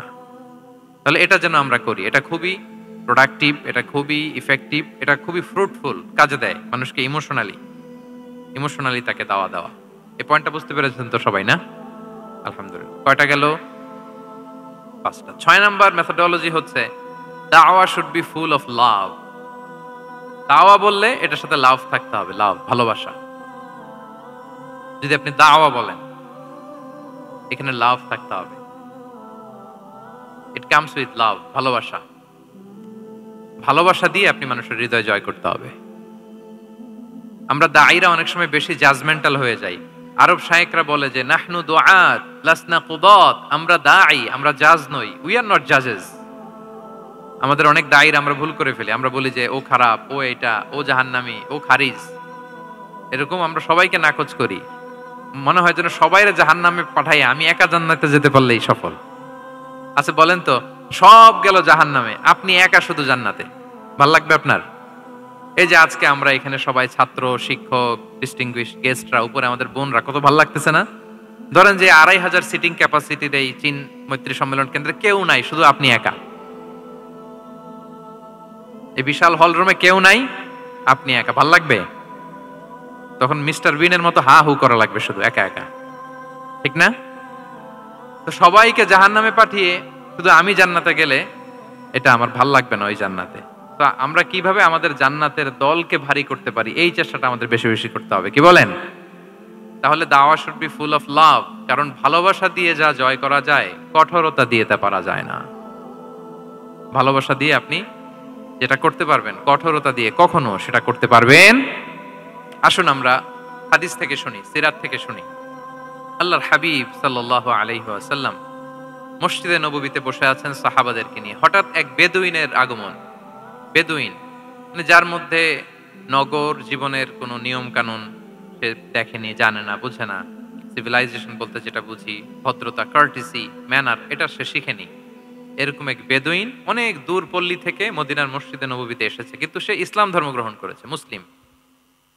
তো মসজিদে ঢুকে সে 2 রাকাত নামাজ পড়তেছে। এসে যে রাসূলকে সালাম দিবে, কথা, ওই কার্টিসিটাও নাই। রাসূল সাল্লাল্লাহু আলাইহি ওয়াসাল্লাম বসা ওইদিকে সাহাবাদের নিয়ে, সে তার মতো এসে এক জায়গায় মসজিদের সাথে তার উট বেঁধে সে 2 রাকাত নামাজ পড়ে দোয়া করতেছে আল্লাহর কাছে। কি দোয়া জানেন? দোয়ার মধ্যেও কার্টিসি নাই। দোয়াতে বলে, ইয়া আল্লাহ, আল্লাহুম্মা আরহামনি ওয়ারহাম মুহাম্মাদা ওয়ালা তারহাম মা'ানা আহাদা। মানে আল্লাহ, তুমি শুধু আমারে রহম করো আর মুহাম্মদ সাল্লাল্লাহু আলাইহি ওয়াসাল্লামরে রহম করো, আমাদের সাথে আর কাউরে রহম করো না তুমি। বেদুইন, তার মধ্যে আদাবুদ দোয়া, দোয়ার যে একটা এটিকেটস আছে, এটা তো তার জানা নাই। দোয়ায় অন্যদের জন্য দোয়া করলে যে নিজের লাভ, এটা সে জানতো না। আমি যদি বলি যে আল্লাহ এই ভাইদেরকে তুমি কবুল করো, তখন ফেরেশতারা বলে আল্লাহ যিনি দোয়া করতেছে আগে তাকে তুমি কবুল করো। কেউ অসুস্থ, আমি যদি বলি আল্লাহ আমার এই ভাইকে তুমি সুস্থ করো, আল্লাহর ফেরেশতারা বলে আল্লাহ যিনি দোয়া করলেন আগে তার রোগ বালাই থাকলে আগে তাকে সুস্থ করো। এই যে দোয়ার এটিকেটস, আদাবুদ দোয়া, এটা সে জানতো না। সে দোয়া করতেছে আল্লাহুম্মা আরহামনি ওয়ারহাম মুহাম্মাদা ওয়ালা তারহাম মা'ানা আহাদা, শুধু আমারে রহম করো, মুহাম্মদ সাল্লাল্লাহু আলাইহি ওয়াসাল্লাম রহম করো, আর কাউরে না। তো রাসূল সাল্লাল্লাহু আলাইহি ওয়াসাল্লাম দূর থেকে দেখতেছেন এই দোয়া, আর বলতেছেন যে হায় রে, একটা প্রশস্ত জিনিসকে সে সংকীর্ণ বানায় ফেললো। আল্লাহর কাছে কি রহমের কোনো কমতি বা ঘাটতি আছে? নাই। সে তো দোয়াতে সবাইকে ইনক্লুড করতে পারতো। তো রাহমাতাল লিল আলামিন আল্লাহর হাবিব সাল্লাল্লাহু আলাইহি ওয়াসাল্লাম তিনি বুঝতে পেরেছেন যে এই লোকটা আসলে বেদুইন, তার মধ্যে ওই কার্টিসি নাই। তো তিনি ফলো করতে লাগলেন যে দেখি লোকটা কি করে। তো লোকটা দোয়া টোয়া করেই এবার যে মসজিদের এক কর্নারে বসে ওখানেই পেশাব করা শুরু করলো। মানে কোনো কার্টিসি, নিয়ম, ভদ্রতা তার জানা নাই। তো তাকে পেশাব করতে দেখে বাকি লোকেরা তো তাকে ধরতে গেল, মারতে গেল। রাসূল সাল্লাল্লাহু আলাইহি ওয়াসাল্লাম বললেন, দাউ, রাখো রাখো, আরে থামো থামো, ওকে কাজ সারতে দাও, ওকে ওর কাজ সারতে দাও। কারণ আপনারা এটা ভালো জানেন যে ওয়াশরুম সারা অবস্থায় যদি কেউ বাইরে থেকে জোরে ডাক দেয় তাহলে অবস্থা খারাপ আছে, ঠিক কিনা বলেন? কেউ টয়লেট সারতেছে ওয়াশরুমে, তখন যদি আপনি জোরে নক করেন এটা তার ক্ষতি হয়, কারণ আগে তাকে ওইটা পাস করতে হবে স্মুথলি।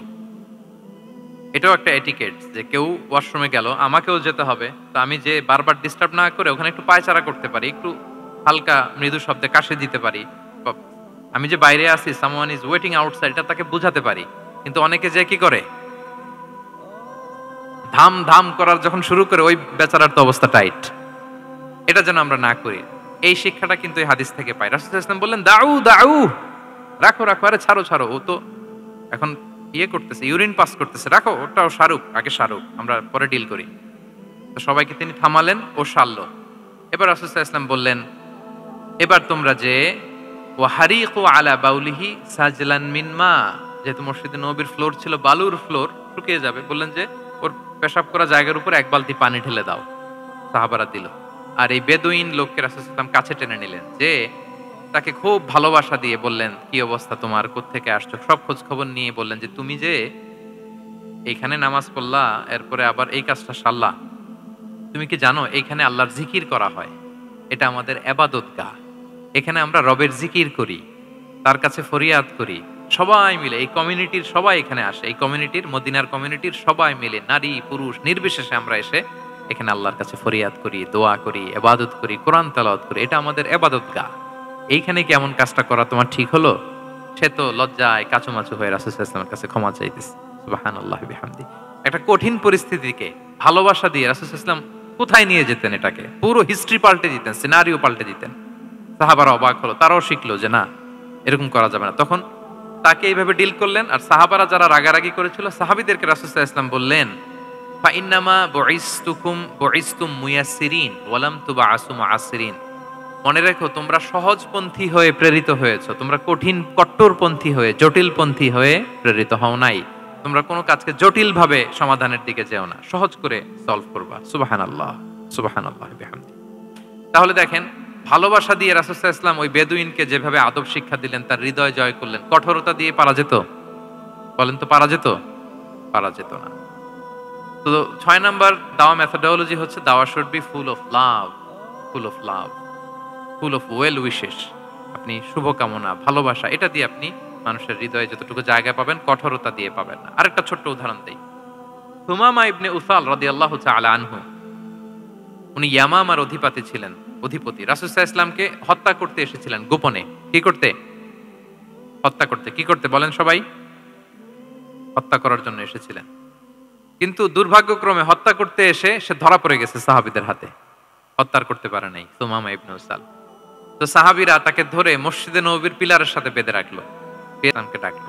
তারা বলল যে ইয়া রাসূলুল্লাহ, দেখেন ইয়ামামা থেকে আসছে সুমামা ইবনে উসাল আপনাকে হত্যা করবার জন্য, তাকে আমরা ধরে ফেলেছি, আমরা বেঁধে রেখেছি। তো রাসূল ইসলাম তার কাছে যে তার খোঁজ খবর নিলেন প্রথম দিন, এবং তার সামনে যথারীতি তাওহীদ এবং রিসালার দাওয়াত দিলেন। ফিরে আসলেন, ফিরে এসে সাহাবাদেরকে বললেন, তোমাদের ঘরে ভালো রুটি আছে কার কাছে? রুটির কালেকশন, আটা পিষে রুটি বানাতে পারবে। একজন বলল আমি। বললো যে এটা সুমামাকে দিয়ে আস। তো দিয়ে আসলো। আরেকজন বললো ভালো তাজা খেজুর আছে কার কাছে? এক সাহাবী বললেন আমার কাছে। রাসূল ইসলাম বললেন যাও, এটা সুমামাকে দিয়ে আস। দিয়ে আসলেন। এরপরের দিন রাসূল ইসলাম যে আবার ইসলামের সৌন্দর্য, মাহাসিনু আহকামি শারিয়া, ইসলামী শারিয়ার যে বিউটি অফ ইসলাম, এটা তুলে ধরলেন, ইসলামের যৌক্তিকতা তুলে ধরলেন। সে অবাক হতে লাগলো যে কিরে, যুদ্ধবন্দীদের সাথে মুহাম্মদ সাল্লাল্লাহু আলাইহি ওয়াসাল্লাম এবং তার অনুসারীরা এরকম আচরণ করে? সে তো যুদ্ধবন্দী, এত সুন্দর আচরণ। তাকে আবার ইসলামের সুশীতল পানিগুলোর প্রতি আহ্বান করে রাসূল ইসলাম বাড়িতে এসে এবার নিজের যে উট আছে, উটকে যে পালে, সে রাখালকে বলল তুমি উটের দুধ দহন করে তাকে কিছু দুধ দিয়ে আসো, যাও। সুবহানাল্লাহ। আসছিল রাসূল সাল্লাল্লাহু আলাইহি ওয়াসাল্লামকে কি করতে?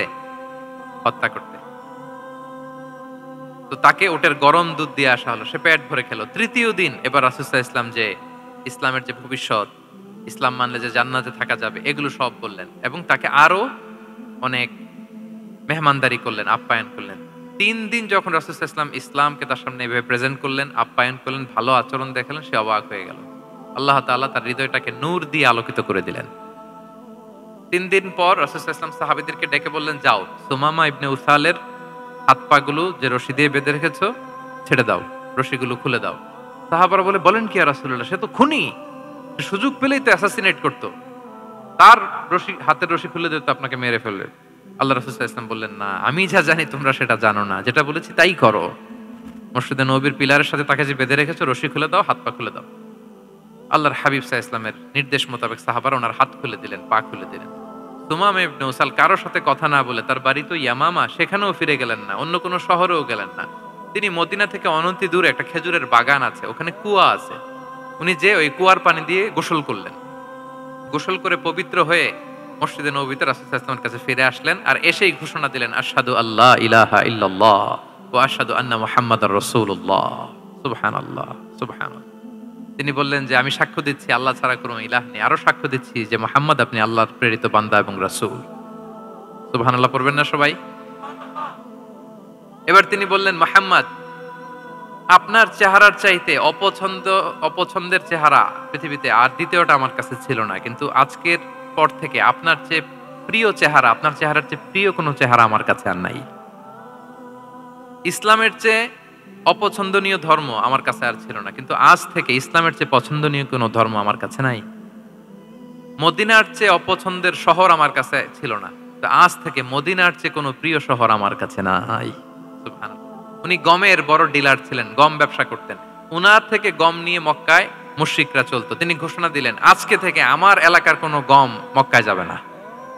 এবার মক্কাবাসী পড়ছে বিপদে, গম ছাড়া তো তারা খেতেও পারবে না। তারা আল্লাহর হাবিব সাল্লাল্লাহু আলাইহি ওয়াসাল্লামের কাছে চিঠি লিখে পাঠালেন যে, মুহাম্মদ, তোমার এই যে নতুন অনুসারী, সে যদি গম না দেয় আমাদের তো অবস্থা খারাপ, তুমি দয়া করে এই গমের সাপ্লাই আবার যাতে সে চালু করে তুমি একটু বলে দাও। আল্লাহর হাবিব সাল্লাল্লাহু আলাইহি ওয়াসাল্লাম আবার সুমামা ইবনে উসালকে বলে দিলেন, আবার সে সাপ্লাই চালু করলো। সুবহানাল্লাহ বিহামদি। এবং তিনি প্রথম তালবিয়া পাঠ করে উমরা করেছিলেন, ওনার আগে কেউ এভাবে উমরা করতে পারেনি। তাহলে দেখেন, আসলো খুনি হয়ে, আসলো কি হয়ে? খুনি হয়ে, আর ফিরে গেল নবী প্রেমিক হয়ে। সুবহানাল্লাহ। এটা কিভাবে সম্ভব হয়েছে? রাসূল সাল্লাল্লাহু আলাইহি ওয়াসাল্লামের উদারতা, ভালোবাসা, ঠিক কিনা বলেন? তাহলে আপনি যদি দাওয়ার কথা বলেন আমাকে, দাওয়া should be full of love. কারণ ভালোবাসা দিয়ে যা জয় করা যায়, কঠোরতা দিয়ে সেটা পারা যায় না। কয়টা গেল? কয়টা?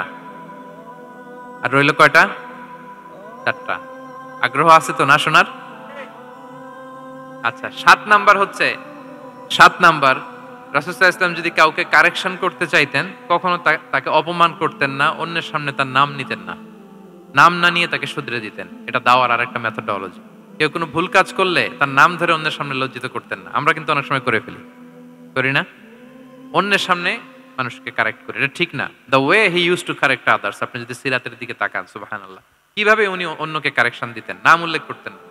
আমরা এটা অনেক ভুল করি। আমি এজন্য খুব দুঃখিত এবং লজ্জিত। আমাদের দাওয়া অঙ্গনে আপনি ইউটিউব খুললে দেখবেন যে অনেক দায়ীরা, এক দায়ী আরেক দায়ীকে তুচ্ছ-তাচ্ছিল্য করছে, তার নাম নিয়ে তাকে ছোট করা, তাকে খারিজ করা, তাকে নাকচ করা, সে জাহান্নামী, সে কাফের, সব ইসলামের ঠিকাদারি উনি একা নিজে নিয়ে বসে আছে, আর বাকি যা আছে সব খারিজ। এইটা রাসূল সাল্লাল্লাহু আলাইহি ওয়াসাল্লামের দাওয়ার সাথে যায় না। বরং কেউ যদি কোনো ভুল কিছু বলে, ভুল করে, আপনি যদি মনে করেন যে না তার এটা ভুল, আমারটা সঠিক, তো আপনার নিয়ম হচ্ছে আপনি সঠিকটা প্রচার করা। তাহলে কেউ যদি ভুল করে থাকে তারও টনক নড়বে, বাকিরাও সঠিকটা জেনে যাবে। এটা হচ্ছে রাসূল সাল্লাল্লাহু আলাইহি ওয়াসাল্লামের দাওয়া মেথডোলজি। তিনি কখনো কারো নাম ধরে অন্যের সামনে, মানুষের সামনে তাকে লজ্জা দিতেন না, তাকে কারেক্ট করতে যেতেন না। এটা ছিল রাসূল সাল্লাল্লাহু আলাইহি ওয়াসাল্লামের বৈশিষ্ট্য। আসুন আমরা সিরাত থেকে দেখি, হাদিস থেকে দেখি। আল্লাহর হাবিব সাল্লাল্লাহু আলাইহি ওয়াসাল্লাম উনি রাতে দিনে কি কি আমল করতেন, গোপন আমল, এগুলো জানার জন্য 3 জন সাহাবী রাসূল সাল্লাল্লাহু আলাইহি ওয়াসাল্লামের স্ত্রীদের কাছে গেলেন, যে জিজ্ঞেস করলেন যে আপনারা আমাদেরকে বলুন যে রাসূল সাল্লাল্লাহু আলাইহি ওয়াসাল্লাম রাতে কি আমল করে, দুপুরে কি আমল করে, বিকেলে কি আমল করে। তো আমাদের আম্মা জানেরা, রাসূল সাল্লাল্লাহু আলাইহি ওয়াসাল্লামের প্রিয়তমা স্ত্রীরা বললেন যে উনি রাতে এরকম তাহাজ্জুদ, দুপুরবেলা এরকম তেলাওয়াত, এই সময় নফল নামাজ, এই সময় এটা এটা এটা করে। আল্লাহর হাবিব সাল্লাল্লাহু আলাইহি ওয়াসাল্লামের পুরো আমলের ফিরিস্তি যখন শোনানো হলো, কাআন্নাহুম তাকাল্লুহা, তাদের কাছে এটা একটা কম মনে হলো পরিমাণে, তারা ভাবছিল হয়তো আরো বেশি করে। তখন তাদের একজন বলল, আরে আইনা নাহনু মিন রাসূলিল্লাহ, কই রাসূল সাল্লাল্লাহু আলাইহি ওয়াসাল্লাম, কই আমরা। রাসূল সাল্লাল্লাহু আলাইহি ওয়াসাল্লামের ব্যাপারে আল্লাহ বলেছেন, কদ গুফিরা লাহু মা তাকাদ্দামা মিন যামবিহি ওয়া মা তাআখার, রাসূল সাল্লাল্লাহু আলাইহি ওয়াসাল্লামের আগের পরের সব গুনাহ মাফ। আদতে তো ওনার কোনো গুনাহই নাই, তারপরও একটা স্পেশাল স্ট্যাটাস হচ্ছে আপনার আগের পরের সব গুনাহ মাফ। তো তারা বলল, যেই মহান ব্যক্তির, যেই নবীর আগের পরের সব গুনাহ মাফ বলে ঘোষণা দেওয়া হয়েছে, তার সাথে তো আমাদের তুলনা করলে হবে না, আমাদের তো বেশি আমল করতে হবে। রাসূল সাল্লাল্লাহু আলাইহি ওয়াসাল্লাম হয়তো এই জন্য এই স্ট্যান্ডার্ড মেইনটেইন করেন না, এরকম করলে তো আমরা মাফ পাবো না আল্লাহর কাছে। ভালো চিন্তা থেকেই তারা ভাবছেন যে না, আমাদের আমল আসলে কম হয়ে যাচ্ছে, বাড়াইতে হবে। রাসূল সাল্লাল্লাহু আলাইহি ওয়াসাল্লামের কথা ভিন্ন, আমাদের বাড়াইতে হবে। তো কি করতে হবে? একজন বলল, আজকে থেকে আমি সারা রাত নফল নামাজ পড়বো, সারা রাত ঘুমাবো না। আর নিয়ত করে ফেলছে আমি সারা রাত নফল নামাজ, এশার পর থেকে যে নফল শুরু হবে ফজর পর্যন্ত, ঘুমটম নাই। আচ্ছা, গেল। আরেকজন বলল, আমি সারা বছর রোজা রাখবো, কালকে থেকে যে রোজা ধরবো আর ভাঙবো না সারা বছর। আরেকজন বলল, আমার কয়েকজন স্ত্রী আছে, আমি আর স্ত্রীদের কাছে যাব না, আমি এখন থেকে সন্ন্যাসী, বৈরাগী জীবন যাপন করব, আমি আর কোনো নারীর কাছে যাচ্ছি না। তো এই ঘোষণা যখন তারা দিয়ে ফেলছে, এটা রাসূল সাল্লাল্লাহু আলাইহি ওয়াসাল্লামের কান পর্যন্ত যেয়ে পৌঁছালো। আল্লাহর হাবিব সাল্লাল্লাহু আলাইহি ওয়াসাল্লাম এটা শুনে ফেললেন। শুনে রাসূল সাল্লাল্লাহু আলাইহি ওয়াসাল্লাম এটা অপছন্দ করলেন, কারণ এটা তো রাইট ট্র্যাক না, ওনারা ভুল করতেছে। একটা ভরা মজলিসে রাসূল সাল্লাল্লাহু আলাইহি ওয়াসাল্লাম বললেন, আনতুমুল্লাযীনা কুলতুম কাযা ওয়া কাযা, শুনলাম তোমাদের মধ্যে কে কে নাকি এমন এমন বলছো। সুবহানাল্লাহ। তিনি বলতে পারে, এই আব্দুল্লাহ দাঁড়াও, এই আব্দুর রহমান স্ট্যান্ড আপ, এই দাঁড়াও, তুমি নাকি এটা বলছো, তুমি এটা বললে তো ওনারা লজ্জা পেতেন না? সবার সামনে লজ্জা পেতেন। উনি এটা না করে কাজ হাসিল হয়ে যাচ্ছে, বললেন আনতুমুল্লাযীনা কুলতুম কাযা ওয়া কাযা। অনেক বর্ণনা এরকম পাওয়া যায়, মা বালু আকওয়ামিন ইয়াফআলুনা কাযা ওয়া কাযা, মা বালু আকওয়ামিন ইয়াকুলুনা কাযা ওয়া কাযা। তাদের কি হলো, তারা এমন এমন বলে, তাদের হলোটা কি, তারা এমন এমন বলে। এইভাবে তিনি শুধরে দিতেন। তো বললেন, তোমাদের মধ্যে কেউ কেউ নাকি এটা বলে, এটা বলে। ওই 3 জনের তো টনক নড়ে গেছে, আর বাকিরা শুনতেছে। তখন রাসূল সাল্লাল্লাহু আলাইহি ওয়াসাল্লাম বললেন, না, এটা ঠিক নয়। আমি তোমাদের মধ্যে থেকে সবচেয়ে বেশি মুত্তাকি, সবচেয়ে বেশি বুজুর্গ। ওয়াল্লাহি ইন্নী লা আখশাকুম লিল্লাহি ওয়া আতকাকুম লাহু, আমি তোমাদের মধ্যে থেকে আল্লাহকে সবচেয়ে বেশি ভয় পাই। বলেন তো, রাসূল সাল্লাল্লাহু আলাইহি ওয়াসাল্লামের চেয়ে বেশি আল্লাহকে ভয় পাওয়া কারো পক্ষে সম্ভব? আল্লাহর হাবিব সাল্লাল্লাহু আলাইহি ওয়াসাল্লামের চেয়ে বেশি মুত্তাকি হওয়া কারো পক্ষে সম্ভব? আমার নবীর চাইতে শ্রেষ্ঠ হওয়া সম্ভব? তার যে স্ট্যান্ডার্ড ইবাদতের, এটারে ছাড়ায় যাওয়া সম্ভব? সম্ভব না। তো তিনি বললেন যে আমি রাত্রিবেলা ঘুমাই আসার পরে, আবার শেষ রাতে তাহাজ্জুদও পড়ি, ঘুমও আছে নামাজও আছে, ব্যালেন্স। আমি সোম বৃহস্পতিতে রোজা রাখি, সপ্তাহের বাকি দিনগুলোতে খাই, আবার আমার অনেক 9 জন স্ত্রী তো এট এ টাইমে ছিল, আমি স্ত্রীদের সাথে মেলামেশাও করি, তা আমি এগুলো সব ঠিক রেখে আল্লাহর সবচেয়ে প্রিয় মুত্তাকি হইতে সমস্যা হইল না, তোমাদের এত সমস্যা কোথায়? তোমাদের সমস্যা কোথায়? আমার চেয়ে শ্রেষ্ঠ যদি কেউ কিছু করতে চাও এটা হবে না, আমি হচ্ছি স্ট্যান্ডার্ড। সুবহানাল্লাহ। দেখেন এইভাবে যখন বললেন, ঠিক করে দিলেন যে তোমরা কে কে জানি এরকম নিয়ত করছো, এটা ভুল করেছো, বরং শুদ্ধ হবে এটা। ওই 3 জনের টনক নড়ে গেছে, তারা শুধরে নিয়েছেন, আর বাকিরা সঠিক মেসেজটা, সঠিক নির্দেশনাটা জেনে গেল। তাহলে ওনাদেরকে কারেকশন করা হয়ে গেছে না অলরেডি? বলেন তো, ওনারা যে ভুল করছে কারেকশন হয়েছে কিনা? কিন্তু তাদেরকে অপমান করা হয়েছে। এই ভুলটা আমরা অনেক সময় করি, অন্যের সামনে কখনো নিজের ছেলেকে, নিজের স্ত্রীকে, বন্ধুকে বা যাকে, হঠাৎ হাসির রোল পড়লো কেন এখানে? কিছু কমন পড়ে গেছে নাকি কথা নিজের জীবনের সাথে? অন্যের সামনে এইভাবে আমরা যেন কারেক্ট না করি। কাউকে সংশোধন করতে চাইলে আল্লাহর হাবিব সাল্লাল্লাহু আলাইহি সাল্লামের দেখানো পথেই যেন আমরা সংশোধন করি। এটা হচ্ছে এই হাদিসের 1 নাম্বার শিক্ষা। আরেকটা শিক্ষা হচ্ছে ব্যালেন্স লাইফস্টাইল, ব্যালেন্স অ্যাপ্রোচ আমরা জানলাম। অনেকে মনে করে, আমার পরিচিত কয়েকজন লোক আছে, আমি বলছি, তারা থামাইছে কিনা জানি না, আমার কাছে এসে শোনাইতেছে, হুজুর আমি সারা বছর রোজা রাখি। আমি বলছি, আপনার বলছে কে সারা বছর রোজা রাখতে? সারা বছর তো রোজা রাখা নিষেধ, এটাকে সওমে বিসাল বলে, এটা নিষেধ। বরং সবচেয়ে বেশি যদি কেউ রাখতে চায়, রাসূল সাল্লাল্লাহু আলাইহি ওয়াসাল্লাম বলছে, তাহলে সাওমুল্লাহি দাউদ, সিয়ামু দাউদ, দাউদ আলাইহিস সালামের রোজা, এর চেয়ে বেশি না। একদিন রাখবা, আরেকদিন ভাঙবা, একদিন রাখবা, আজকে রোজা রাখলে কালকে খাবেন, কালকে রাখবেন, এরপরের দিন রাখবেন, এরপরের দিন ভাঙবেন, এর চেয়ে বেশি রাখা যায় না। লাগাতার রোজা রাখা নিষেধ, লাগাতার 6 মাস 5 মাস সারা বছর অনেকে রোজা রাখে, এটা না জানার কারণে। তাহলে এই যে ইসলামের যে ব্যালেন্স লাইফস্টাইল, এটা আমরা জানলাম। কাউকে কিভাবে শুধরে দিতে হবে, কারেক্ট করতে হবে, কারেকশনের ওয়ে, এটা আমরা জানলাম। আরেকটা হচ্ছে ইসলাম যে the combination of material and spiritual life, এইটার একটা তথ্য আমরা জানলাম যে আপনার এই দুনিয়াও লাগবে, আপনার আখিরাতও লাগবে। আপনি সব ছেড়ে দিয়ে শুধু আল্লাহর রাস্তায় চলে গেলে ওইটা ইসলাম শিখায় নাই। ইসলাম যে আমাদেরকে ফরিয়াদ শিখায়, প্রার্থনা শিখায়, রব্বানা আতিনা ফিদ দুনিয়া হাসানা ওয়া ফিল আখিরাতি হাসানা ওয়া কিনা আযাবান নার। হে আল্লাহ, আপনি দুনিয়াতেও হাসানা দেন, আখিরাতেও হাসানা দেন। আগে চাইছি কোনটা, আখিরাত না দুনিয়া? সবাই বলেন তো, রব্বানা আতিনা ফিল আখিরাতি হাসানা ওয়া ফিদ দুনিয়া হাসানা, এরকম নাকি রব্বানা ফিদ দুনিয়া হাসানা? দেখেন, দুনিয়াটা আগে, দুনিয়াটা আগে। তো ব্যালেন্স, এই ভারসাম্য রাখাটা আমি আলোচনার শুরুই তো করেছি, ওয়াসাতিয়া মানে ভারসাম্যপূর্ণ। ইসলামের নেচারটা হচ্ছে ব্যালেন্সড অ্যাপ্রোচ। এটা আমরা এই হাদিস থেকে শিখতে পারি। আমাদের অনেকেরই এটাতে ঘাটতি আছে, অনেক জ্ঞানী, অনেক স্কলার, অনেক তার কিছু, কিন্তু তার মধ্যে ভারসাম্য এবং পরিমিতি বোধ নাই। পরিমিতি বোধ, ভারসাম্য, ব্যালেন্স লাইফস্টাইল, এটা অনেকে অ্যাডপ্ট করতে পারে না। এটা বছরের পর বছর সাধনা করতে হয়, অ্যাডপ্ট করে নিতে হয় নিজের সাথে। তাহলে 7 নাম্বার হচ্ছে, কাউকে শুধরে দিতে চাইলে আপনি কিভাবে শুধরে দিবেন, এটা আমরা জানলাম। তাকে সবার সামনে লজ্জা দিয়ে শুধরে দেওয়া যাবে? তাহলে কৌশলে তাকে শুধরে দিতে হবে। পারা যাবে তো ইনশাআল্লাহ? কয়টা গেল? 8 নাম্বার। 8 নাম্বার হচ্ছে, এটা দায়ীদের জন্য অনেক বড় রিমাইন্ডার। সেটা হচ্ছে, আমরা যে দাওয়া দেই এটা খেয়াল রাখতে হবে। আমি যা বলি ওটা সবার আগে অ্যাপ্লাই করতে হবে নিজের মধ্যে। আমরা অনেক সময় এটা করে ফেলি যে ভালো একটা হাদিস শুনলে, কোরআনের আয়াত শুনলে, একটা কিছু শুনলে মনে করি যে এগুলো এই সবার জন্য, মানে এটা বাদ, এখান থেকে শুরু, লাইনটা এখান থেকে শুরু, এইখান থেকে যারা আছে এই সবাই এগুলো পালন করবে, আমি এটার বাইরে। দেখবেন যার সাথেই কথা বলেন তার কোনো সমস্যা, তার দোষ, তার কিভাবে সেলফ ডেভেলপমেন্ট, আত্মোন্নয়ন, আত্মশুদ্ধি, শুদ্ধাচার, এগুলো নিয়ে কথা নাই। খালি বলি যে কি সমস্যা রে ভাই সমাজে, জানেন শেষ হয়ে গেল দেশটা। তারপর রাজনীতিতে সমস্যা, সমাজে সমস্যা, হুজুরদের মধ্যে সমস্যা, ওদের মধ্যে সমস্যা, শুধু সমস্যা, মানে উনি সব জায়গায় সমস্যা দেখতে পায়। কিন্তু বেসিকলি আপনি যখন সমস্যা নিয়ে কথা বলবেন, সবার আগে খেয়াল করতে হবে যে ওই সমস্যায় আমি আক্রান্ত কিনা। আমরা কেন যেন অন্যকে কাঠগড়ায় দাঁড় করাতে বেশি পছন্দ করি, কিন্তু নিয়ম হচ্ছে নিজেকে বারবার কাঠগড়ায় দাঁড় করানো, যে আমি ঠিক করতেছি কিনা, আসলে আমার মধ্যে শুদ্ধাচার আছে কিনা, আমার লেনদেন ঠিক আছে কিনা, আমি আমার মধ্যে সততা আছে কিনা, do I live a decent life, আমি যা বলি আমি তা করি কিনা। এটা অনেক সময় আমরা ভুলে যাই। আমরা যা বলি সেটার জন্য আগে আমরা নিজে আমল করতে পারি। আল্লাহ তৌফিক দান করুক। আল্লাহ তাআলা বলছেন, ইয়া আইয়ুহাল্লাযীনা আমানু লিমা তাকুলুনা মা লা তাফআলুন, কেন তুমি সেটা বলো যেটা তুমি করো না? কেন সেটা বলো?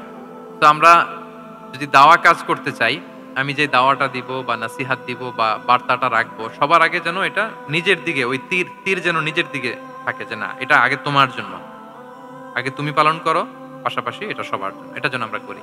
আল্লাহর হাবিব সাল্লাল্লাহু আলাইহি ওয়াসাল্লামের জীবনে যদি আমরা দেখি তাহলে দেখবো উনি যা বলতেন ওইটা নিজে আগে বেশি করতেন। আল্লাহু আকবার। উনি ইবাদতের কথা বলতেন, আল্লাহর সামনে নিজেকে সঁপে দেওয়ার কথা বলতেন। আর নিজেকে কিভাবে সঁপে দিতেন দেখেন, তিনি যখন দোয়া করতেন নিজেকে ছোট করতে করতে তিনি আল্লাহরে বলতেন আল্লাহুম্মা ইন্নী আবদুক ওয়া ইবনু আবদিক ওয়া ইবনু আমাতিক নাসিয়াতি বিয়াদিক। হে আল্লাহ, আমি আপনার দাস। আল্লাহ, আমি দাসের ঘরের দাস, দাসীর ঘরের দাস। মানে আমার পিতা আব্দুল্লাহ আপনার দাস, আমার মা আমিনা আপনার দাসী, তো আমরা সবাই আপনার গোলামের ঘরের গোলাম। এর চেয়ে তুচ্ছ, ছোট, নগণ্য করে কি আর আল্লাহর সামনে নিজেকে পেশ করা যায় বলেন? এরপর তিনি বলতেন নাসিয়াতি বিয়াদিক। আল্লাহ, আমার মাথার চুলের ঝুঁটি আপনার হাতের মুঠোয়। মাথার চুলের ঝুঁটি হাতের মুঠোয় মানে কি? আপনি ডানে টান দিলে আমি ডানে যেতে বাধ্য, আপনি বাঁয়ে টান দিলে মানে আমার আর কিছু নেই, আল্লাহ সব সঁপে দিলাম আপনার কাছে। কিভাবে নিজেকে তিনি সঁপে দিতেন? তাহাজ্জুদের সালাতে যখন রাতে দাঁড়াতেন, আম্মা জান আয়েশা রাদিয়াল্লাহু তাআলা আনহা বলেন দাঁড়িয়ে থাকতে থাকতে পা দুইটা ফুলে যেত এরকম, হাত্তা তাতাফাত্তারা কদামা। খুব কষ্ট হতো আল্লাহ রাসূল সাল্লাল্লাহু আলাইহি ওয়াসাল্লামের। আম্মা জান আয়েশা বলতেন ইয়া রাসূলুল্লাহ কদ গুফিরা লাকা মা তাকদ্দামা মিন যামবিকা ওয়া মা তাআখার। আল্লাহ তো বলেছেন আপনার সব গুনাহ মাফ, গুনাই তো নাই, তাও ঘোষণা সব গুনাহ মাফ। এত কষ্ট নিজের দেহের উপর নিজে কেন দেন? আল্লাহর হাবিব সাল্লাল্লাহু আলাইহি ওয়াসাল্লাম বলতেন আফালা উহিব্বু আন আকুনা আবদান শাকুরা। হ্যাঁ আয়েশা, এটা ঠিক আল্লাহ আমাকে মর্যাদা দিয়েছেন, কিন্তু আমি কি শুকরগুজার বান্দা হতে চাইবো না? আল্লাহর নেয়ামতে যে আমি ভেসে বেড়াই, আল্লাহর নেয়ামতে যে আমি বেঁচে আছি, আল্লাহর অনুগ্রহের কারণে যে আমার এত সম্মান, সে আল্লাহর প্রতি আমি কি নিজেকে পেশ করব না? আফালা উহিব্বু আন আকুনা আবদান শাকুরা। আমি কি শুকরগুজার হব না? আমার রোলটা তো আমাকে প্লে করতে হবে, আমাকে তো উজাড় করে আমার রবের সামনে আমাকে উপস্থাপন করতে হবে। দেখেন, শুধু বলতেন না, করে দেখাতেন। রাতের সালাতে যখন কিয়ামুল লাইল করতেন, কাঁদতে কাঁদতে দাড়ি ভিজে যেত, কাঁদতে কাঁদতে হাত্তা বাল্লাল আরদা হাত্তা বাল্লা লিহিয়াতাহু হাত্তা বাল্লা হাজারাহু, কাঁদতে কাঁদতে জুব্বা ভিজে যেত। সিজদায় পড়ে যখন থাকতেন কাঁদতে কাঁদতে জমিন ভিজিয়ে ফেলতেন আল্লাহর হাবিব সাল্লাল্লাহু আলাইহি ওয়াসাল্লাম। এভাবে নিজেকে আল্লাহ তাআলার সামনে পেশ করতেন। তো আমরা যারা দাওয়া অঙ্গনে কাজ করি, এটা খুব পিচ্ছিল পথ, এটা খুবই পিচ্ছিল। আমাদের খেয়াল রাখতে হবে যে আমি যা বলি এটা আমি করি কিনা। এটা দায়ীদের জন্য চ্যালেঞ্জিং। সে নিজে একটা ডিসেন্ট লাইফ লিড করা, তার নিজের মধ্যে সততা থাকা, নৈতিকতা থাকা, মোরালিটি, এথিক্স, ভ্যালিউজ নিয়ে যে আমরা বলি, ওই ভ্যালিউজের প্র্যাকটিস যেন আমাদের মধ্যে থাকে। আল্লাহ তাআলা আমাদেরকে তৌফিক দান করুক, আমরা পড়ি আমিন। 9 নম্বরে হচ্ছে কনসিডারেট হওয়া। রাসূল সাল্লাল্লাহু আলাইহি ওয়াসাল্লাম খুবই কনসিডারেট ছিলেন। এটা খুব গুরুত্বপূর্ণ, খেয়াল করে শুনুন। কনসিডারেট মানে খুব উচ্চ বিবেকবোধ সম্পন্ন ব্যক্তিত্ব, খুব বিবেকবোধ সম্পন্ন। আমাদের অনেকের মধ্যে এটা, আমাদের অনেকের সেন্স কাজ করে না। আল্লাহর হাবিব সাল্লাল্লাহু আলাইহি ওয়াসাল্লাম he was a man of 6 senses.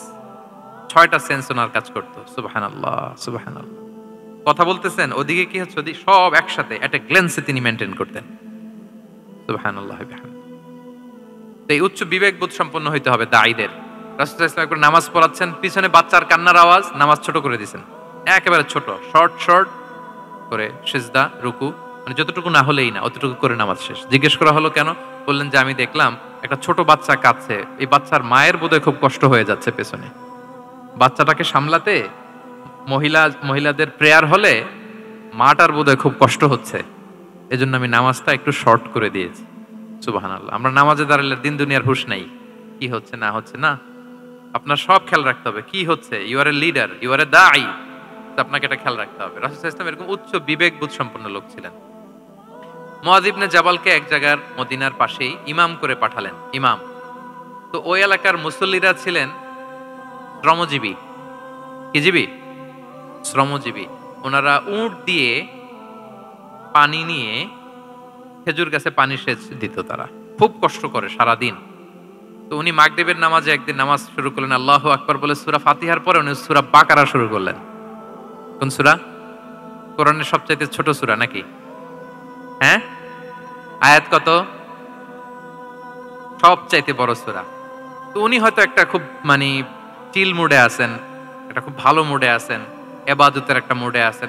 উনার আবেগ থেকে উনি হয়তো সূরা বাকারা শুরু করে দিয়েছেন, তেলাওয়াত করে করে মজা পাচ্ছেন, করতেছেন। কিন্তু পিছনে মুসল্লিরা হচ্ছে শ্রমজীবী, সারাদিন খেতে খামারে খেজুর বাগানে কাজ করে ওনারা নামাজ পড়তেছেন।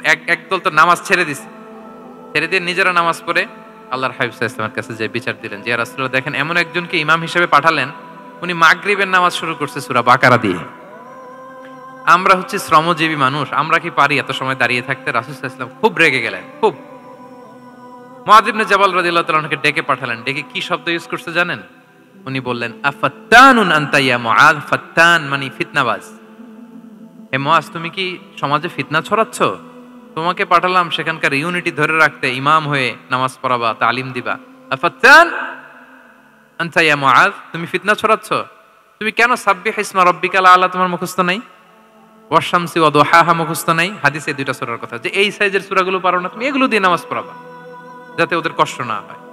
ওরা তো শ্রমজীবী সাহাবী, ওদের দিকে তো তোমার খেয়াল রাখতে হবে, কনসিডারেট হতে হবে। সুবহানাল্লাহ বিহামদি।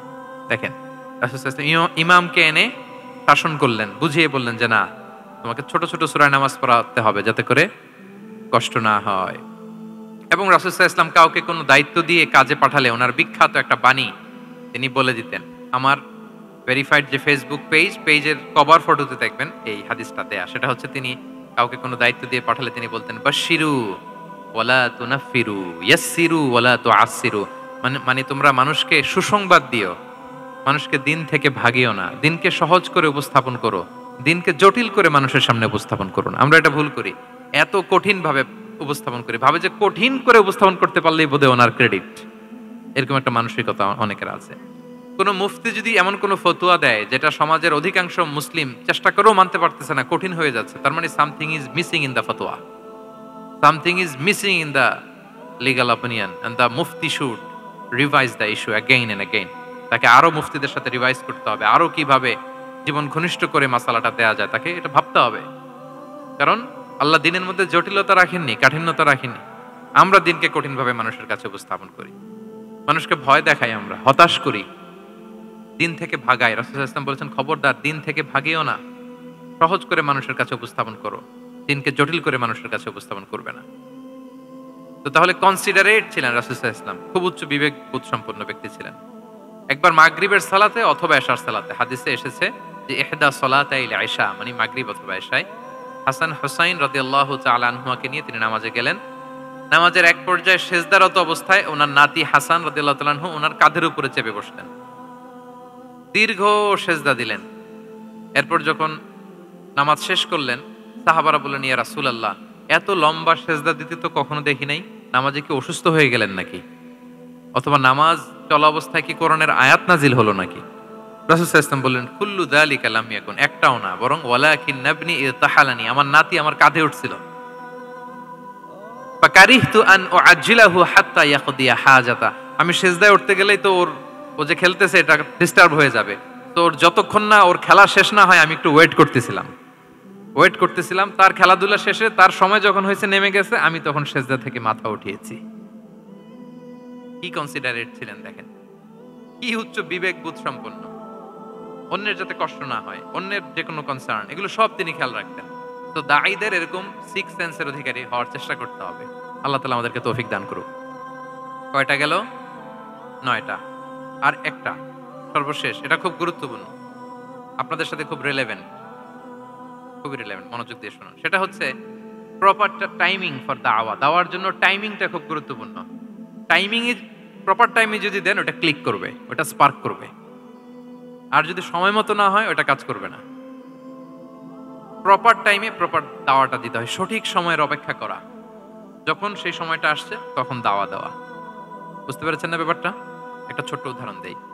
এক ইহুদি কিশোর রাসূল সাল্লাল্লাহু আলাইহি ওয়াসাল্লামের খেদমত করতো। ইহুদি কিশোর, কোন ধর্মের কিশোর বলেন তো? ইহুদি কিশোর। প্রায় আসতো রাসূল সাল্লাল্লাহু আলাইহি ওয়াসাল্লামের কাছে, আসতো রাসূল সাল্লাল্লাহু আলাইহি ওয়াসাল্লামের সেবা করতো, কিন্তু তাকে কখনো রাসূল সাল্লাল্লাহু আলাইহি ওয়াসাল্লাম দিনের দাওয়াত দেন নাই। ছেলেটা ইহুদি, কিন্তু তার সামনে কখনো দিনের দাওয়াত তিনি দেন নাই। একদিন দেখে যে ওই ছেলে আসে না, লাগাতার এরকম কয়েকদিন যাবত ওই ছেলে আর আসে না। তখন রাসূল সাল্লাল্লাহু আলাইহি ওয়াসাল্লাম খোঁজ নিলেন যে কি হয়েছে।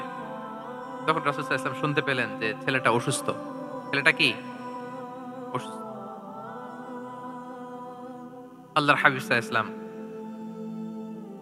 তার বাসায় গেলেন, যে দেখতেন যে বিছানায় পড়ে আছে ছেলেটা।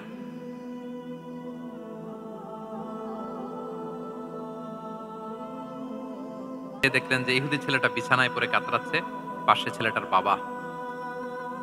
রাসূল সাল্লাল্লাহু আলাইহি ওয়াসাল্লাম তার মাথায় হাত বুলিয়ে দিলেন, তার খোঁজ খবর নিলেন। এবার রাসূল সাল্লাল্লাহু আলাইহি ওয়াসাল্লাম বললেন আসলিম, মানে ইসলাম ধর্ম গ্রহণ করো। ফানাযারা ইলা ওয়াজহি আবি, ইহুদি ছেলেটা তার বাবার চেহারার দিকে তাকালো যে দেখি আব্বা কি বলে, বাবা যেহেতু দাঁড়ায় আছে। ফানাযারা ইলা ওয়াজহি আবি, বাবার চেহারার দিকে মুমূর্ষ ছেলেটা বাবার চেহারার দিকে তাকালো। তো বাবা বলল আতি আবুল কাসিম, মানে আবুল কাসিম যা বলে তাই শোনো। রাসূল সাল্লাল্লাহু আলাইহি ওয়াসাল্লামের বড় ছেলের নাম ছিল কাসিম, ফলে ওনাকে আবুল কাসিম বলে মদিনাতে ডাকা হতো। আমাদেরও তো বড় ছেলে বা বড় মেয়ের নাম ধরে ডাকে না? ধরেন যে আপনার বড় ছেলের নাম আব্দুল্লাহ, তো আপনারা বলে আব্দুল্লাহর বাবা। রাসূল সাল্লাল্লাহু আলাইহি ওয়াসাল্লামকে মদিনায় বলা হতো কাসিমের বাবা।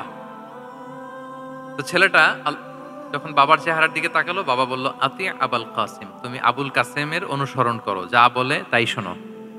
ছেলেটা তখন পড়তে আরম্ভ করলো আশহাদু আল্লা ইলাহা ইল্লাল্লাহ ওয়া আশহাদু আন্না মুহাম্মাদুর রাসূলুল্লাহ, মানে মুসলিম হয়ে গেল। রাসূল সাল্লাল্লাহু আলাইহি ওয়াসাল্লাম ইহুদিদের ঘর থেকে বের হয়ে আসলেন আর বললেন আলহামদুলিল্লাহিল্লাযী আনকাযাহু মিনান নার, বুখারীর বর্ণনা। প্রশংসা সে আল্লাহর, যে আল্লাহ এই ছেলেটিকে জাহান্নাম থেকে মুক্তি দিয়ে জান্নাতি বানিয়ে নিল। দেখেন রাসূল সাল্লাল্লাহু আলাইহি ওয়াসাল্লাম একটা প্রপার টাইমিং এর অপেক্ষা করতেছিলেন। এতদিন রাসূল সাল্লাল্লাহু আলাইহি ওয়াসাল্লামের ঘরে যে ইহুদি কিশোর খেদমত করে, কাজ করে দিয়ে আসে, একদিনও দাওয়াত দেয় না। রাসূল সাল্লাল্লাহু আলাইহি ওয়াসাল্লাম একটা ভালো সময় খুঁজতেছিলেন। শুরুতেই যদি দাওয়াত দেয় ওই ছেলে আশাই বন্ধ করবে, ভাববে খাইছে, আমার তো ধর্মান্তরিত করতে চায়, ঠিক কিনা বলেন? যে আমার একটা ফেইথ আছে, সে তো আমার ফেইথ কেড়ে নিতে চায়, বা তার বাবাও ভয় পাবে। রাসূল সাল্লাল্লাহু আলাইহি ওয়াসাল্লাম যখন অনেকদিন তার সাথে মিশলেন, রাসূল সাল্লাল্লাহু আলাইহি ওয়াসাল্লামের ব্যক্তিত্ব, রাসূল সাল্লাল্লাহু আলাইহি ওয়াসাল্লামের কথা বার্তা, আচরণ, মানসিকতা সব দেখে যখন এই ইহুদি ছেলে তার বাবা ইমপ্রেসড, এবং ছেলেটা শুয়ে আছে বিছানায় মুমূর্ষ, এই প্রপার একটা টাইমিং এর অপেক্ষায় রাসূল সাল্লাল্লাহু আলাইহি ওয়াসাল্লাম ছিলেন। যখনই সেই সময়টা এসেছে রাসূল সাল্লাল্লাহু আলাইহি ওয়াসাল্লাম দাওয়াত দিলেন, মুহূর্তের মধ্যে ক্লিক। আল্লাহু আকবার। এই প্রপার টাইমিং এর অপেক্ষা আমাদেরকে করতে হবে। এই সুযোগটা কিন্তু আপনাদের আছে। আমি শুরুতেই বলেছি যে ডক্টরস যারা, তাদের কাছে মানুষ কখন আসে? সুদিনকালে না দুর্দিনকালে? বলেন, তার বিপদ এর চেয়ে বড় বিপদ নাই। ক্যান্সার নিয়ে আসছে, ডায়াবেটিক্স নিয়ে আসছে, অসুস্থ, অসহায়, মানে ভাবখানা এমন, আপনি ছাড়া তার আর কোনো গতি নাই, ঠিক কিনা বলেন? এই প্রপার টাইমে যখন আপনি মনে করবেন যে now it's high time to give দাওয়া, জাস্ট ডু ইট। যখন মনে করবেন যে না এখন একটা সুন্দর সময়, এখন বললে এটা কাজে দিবে, ওই সময়টাকে আপনি কাজে লাগান। তাহলে দাওয়া মেথোডোলজি সর্বশেষ পয়েন্ট হচ্ছে প্রপার টাইমিং ফর দাওয়া। যখন দাওয়া দিলে কাজে লাগবে ঠিক তখন দিতে হবে। কি পারা যাবে তো ইনশাআল্লাহ? আল্লাহ তাআলা আমাদের সবাইকে তৌফিক দান করুক। তাহলে প্রিয় ভাইয়েরা, আমি একটু রিভাইজ করি আপনাদের সাথে কি কি নিয়ে কথা বললাম। প্রথমে আমরা বলেছি যে আমাদের মধ্যমপন্থী হইতে হবে, বাড়াবাড়িও করা যাবে না, ছাড়াছাড়িও করা যাবে না। আমরা কোথায় থাকবো? মাঝামাঝি, মাঝামাঝি। এরপরে আমরা বললাম ওরাল দাওয়ার চেয়ে প্র্যাকটিক্যাল দাওয়া, লিভিং দায়ী হইতে পারলে ওইটার ইফেক্ট অনেক বেশি। এরপর আমরা আল্লাহর হাবিব সাল্লাল্লাহু আলাইহি ওয়াসাল্লামের সিরা এবং সুন্নাহ থেকে 10টা মেথোডোলজি, দাওয়া মেথোডোলজি আলোচনা করেছি। তার প্রথমটা ছিল ভেরি সফট এন্ড মাইল্ড, দাওয়া ল্যাঙ্গুয়েজটা সফট এন্ড মাইল্ড হতে হবে। 2 নাম্বার, কোশ্চেন থ্রো করতে হবে অ্যাটেনশন ড্র করার জন্য। 3 নম্বরে visual explanation to make the দাওয়া মোর ইফেক্টিভ এন্ড প্রোডাক্টিভ। তারপরে 4 নাম্বার, গ্রাজুয়ালিটি, ধীরে ধীরে ধাপে ধাপে, একবারে সব চাপিয়ে দেওয়া যাবে না। 5 নম্বরে ইমোশনাল ইন্টেলিজেন্স ইউজ করতে হবে। 6 নম্বরে ফুল অফ লাভ, দাওয়া should be full of love. 7 নম্বরে কাউকে শুধরে দিতে চাইলে লজ্জা দিয়ে অন্যের সামনে শুধরে দিতে দেওয়া যাবে না, রাসূল সাল্লাল্লাহু আলাইহি ওয়াসাল্লাম যেভাবে শিখিয়েছেন ওইভাবে কারেক্ট করতে হবে। 8 নম্বরে দাওয়া should be applied in yourself, আগে নিজের মধ্যে। 9 নম্বরে কনসিডারেট হইতে হবে, উচ্চ বিবেকবোধ সম্পন্ন। আচ্ছা, 10 নম্বরে প্রপার টাইমিং, ঝোপ্প যে কোপ, বাংলা একটা কথা বলে না, কি বলে? ঝোপ্প যে, তার মানে সময় মতো, সময়ের 1/4, অসময়ের সময় মতো। যখন আপনি মনে করবেন it's high time to give দাওয়া, ডু ইট, এটা করেন। এইভাবে আল্লাহ রাসূল সাল্লাল্লাহু আলাইহি সাল্লামের দাওয়া মেথোডোলজি ফলো করে যদি আমরা দাওয়া কাজ করি, দাওয়াটা প্রোডাক্টিভ হবে এবং খুব ইফেক্টিভ হবে। আশা করি আল্লাহর হাবিব সাল্লাল্লাহু আলাইহি ইসলামের এই যে দাওয়া মেথোডোলজি এবং এটা কিভাবে আমাদের সাথে রেলেভেন্ট হতে পারে, কিভাবে এটাকে আমরা ইফেক্টিভ করতে পারি আর প্রোডাক্টিভ করতে পারি, এ ব্যাপারে আপনারা একটা মোটামুটি ধারণা পেয়েছেন। কি বলেন? ধারণা পেয়েছেন তো? এগুলো অ্যাপ্লাই করবেন তো সময় মতো ইনশাআল্লাহ। আল্লাহ তাআলা আমাদের সবাইকে কথাগুলো বুঝা আর আমল করার তৌফিক দান করুক। আমি আবারও মেডিকেল দাওয়া সোসাইটিকে ধন্যবাদ জানাই। ইনশাআল্লাহ পরবর্তীতে আরও যদি এরকম কোনো প্রোগ্রাম হয়, সুযোগ হলে আমরা আবারও অ্যাটেন্ড করব, আবারও কথা বলবো, আবারও আমরা দাওয়ার বিভিন্ন খুঁটিনাটি বিষয় নিয়ে হাতে কলমে দেখার এবং শেখার চেষ্টা করবো ইনশাআল্লাহ। সম্মানিত সুধী, এখানে আমি শুনেছি আমাদের সত্যায়নের একটা স্টল এসেছে, যেখান থেকে আমার রিসেন্টলি এবছরের একটা বই এসেছে, এক নজরে কোরআন। কোরআনের ১১৪ সূরার সার নির্যাস আমরা তুলে ধরার চেষ্টা করেছি। বইটা এখান থেকে কিনা যাবে না। ওনারা জাস্ট দেখানোর জন্য ১০টা কপি এনেছে। আপনারা শুরুতে যেই যদি ১০ জন কিনে ফেলেন, তাইলে বাকিরা বঞ্চিত হবে। এজন্য আমি ওদেরকে বলে দিয়েছি বিক্রি করবা না। বিক্রি করা যাবে না। কারণ হাজার, হাজার লক্ষ, লক্ষ মানুষ প্রি অর্ডার করে রেখেছে। ওগুলো সাপ্লাই দিতেই পাবলিশারদের অবস্থা খারাপ। আমি চাইবো যে আপনারা বইটা একটু ধরে নেড়ে-চেড়ে দেখে যাবেন যে আমরা কি করেছি আপনাদের জন্য। কোরআনের ১১৪টা সূরার সারমর্ম জিস্ট আমরা খুব সহজে নিয়ে আসার চেষ্টা করেছি। আশা করি পরবর্তীতে যদি কালেক্ট করেন আপনারা উপকৃত হবেন ইনশাআল্লাহ।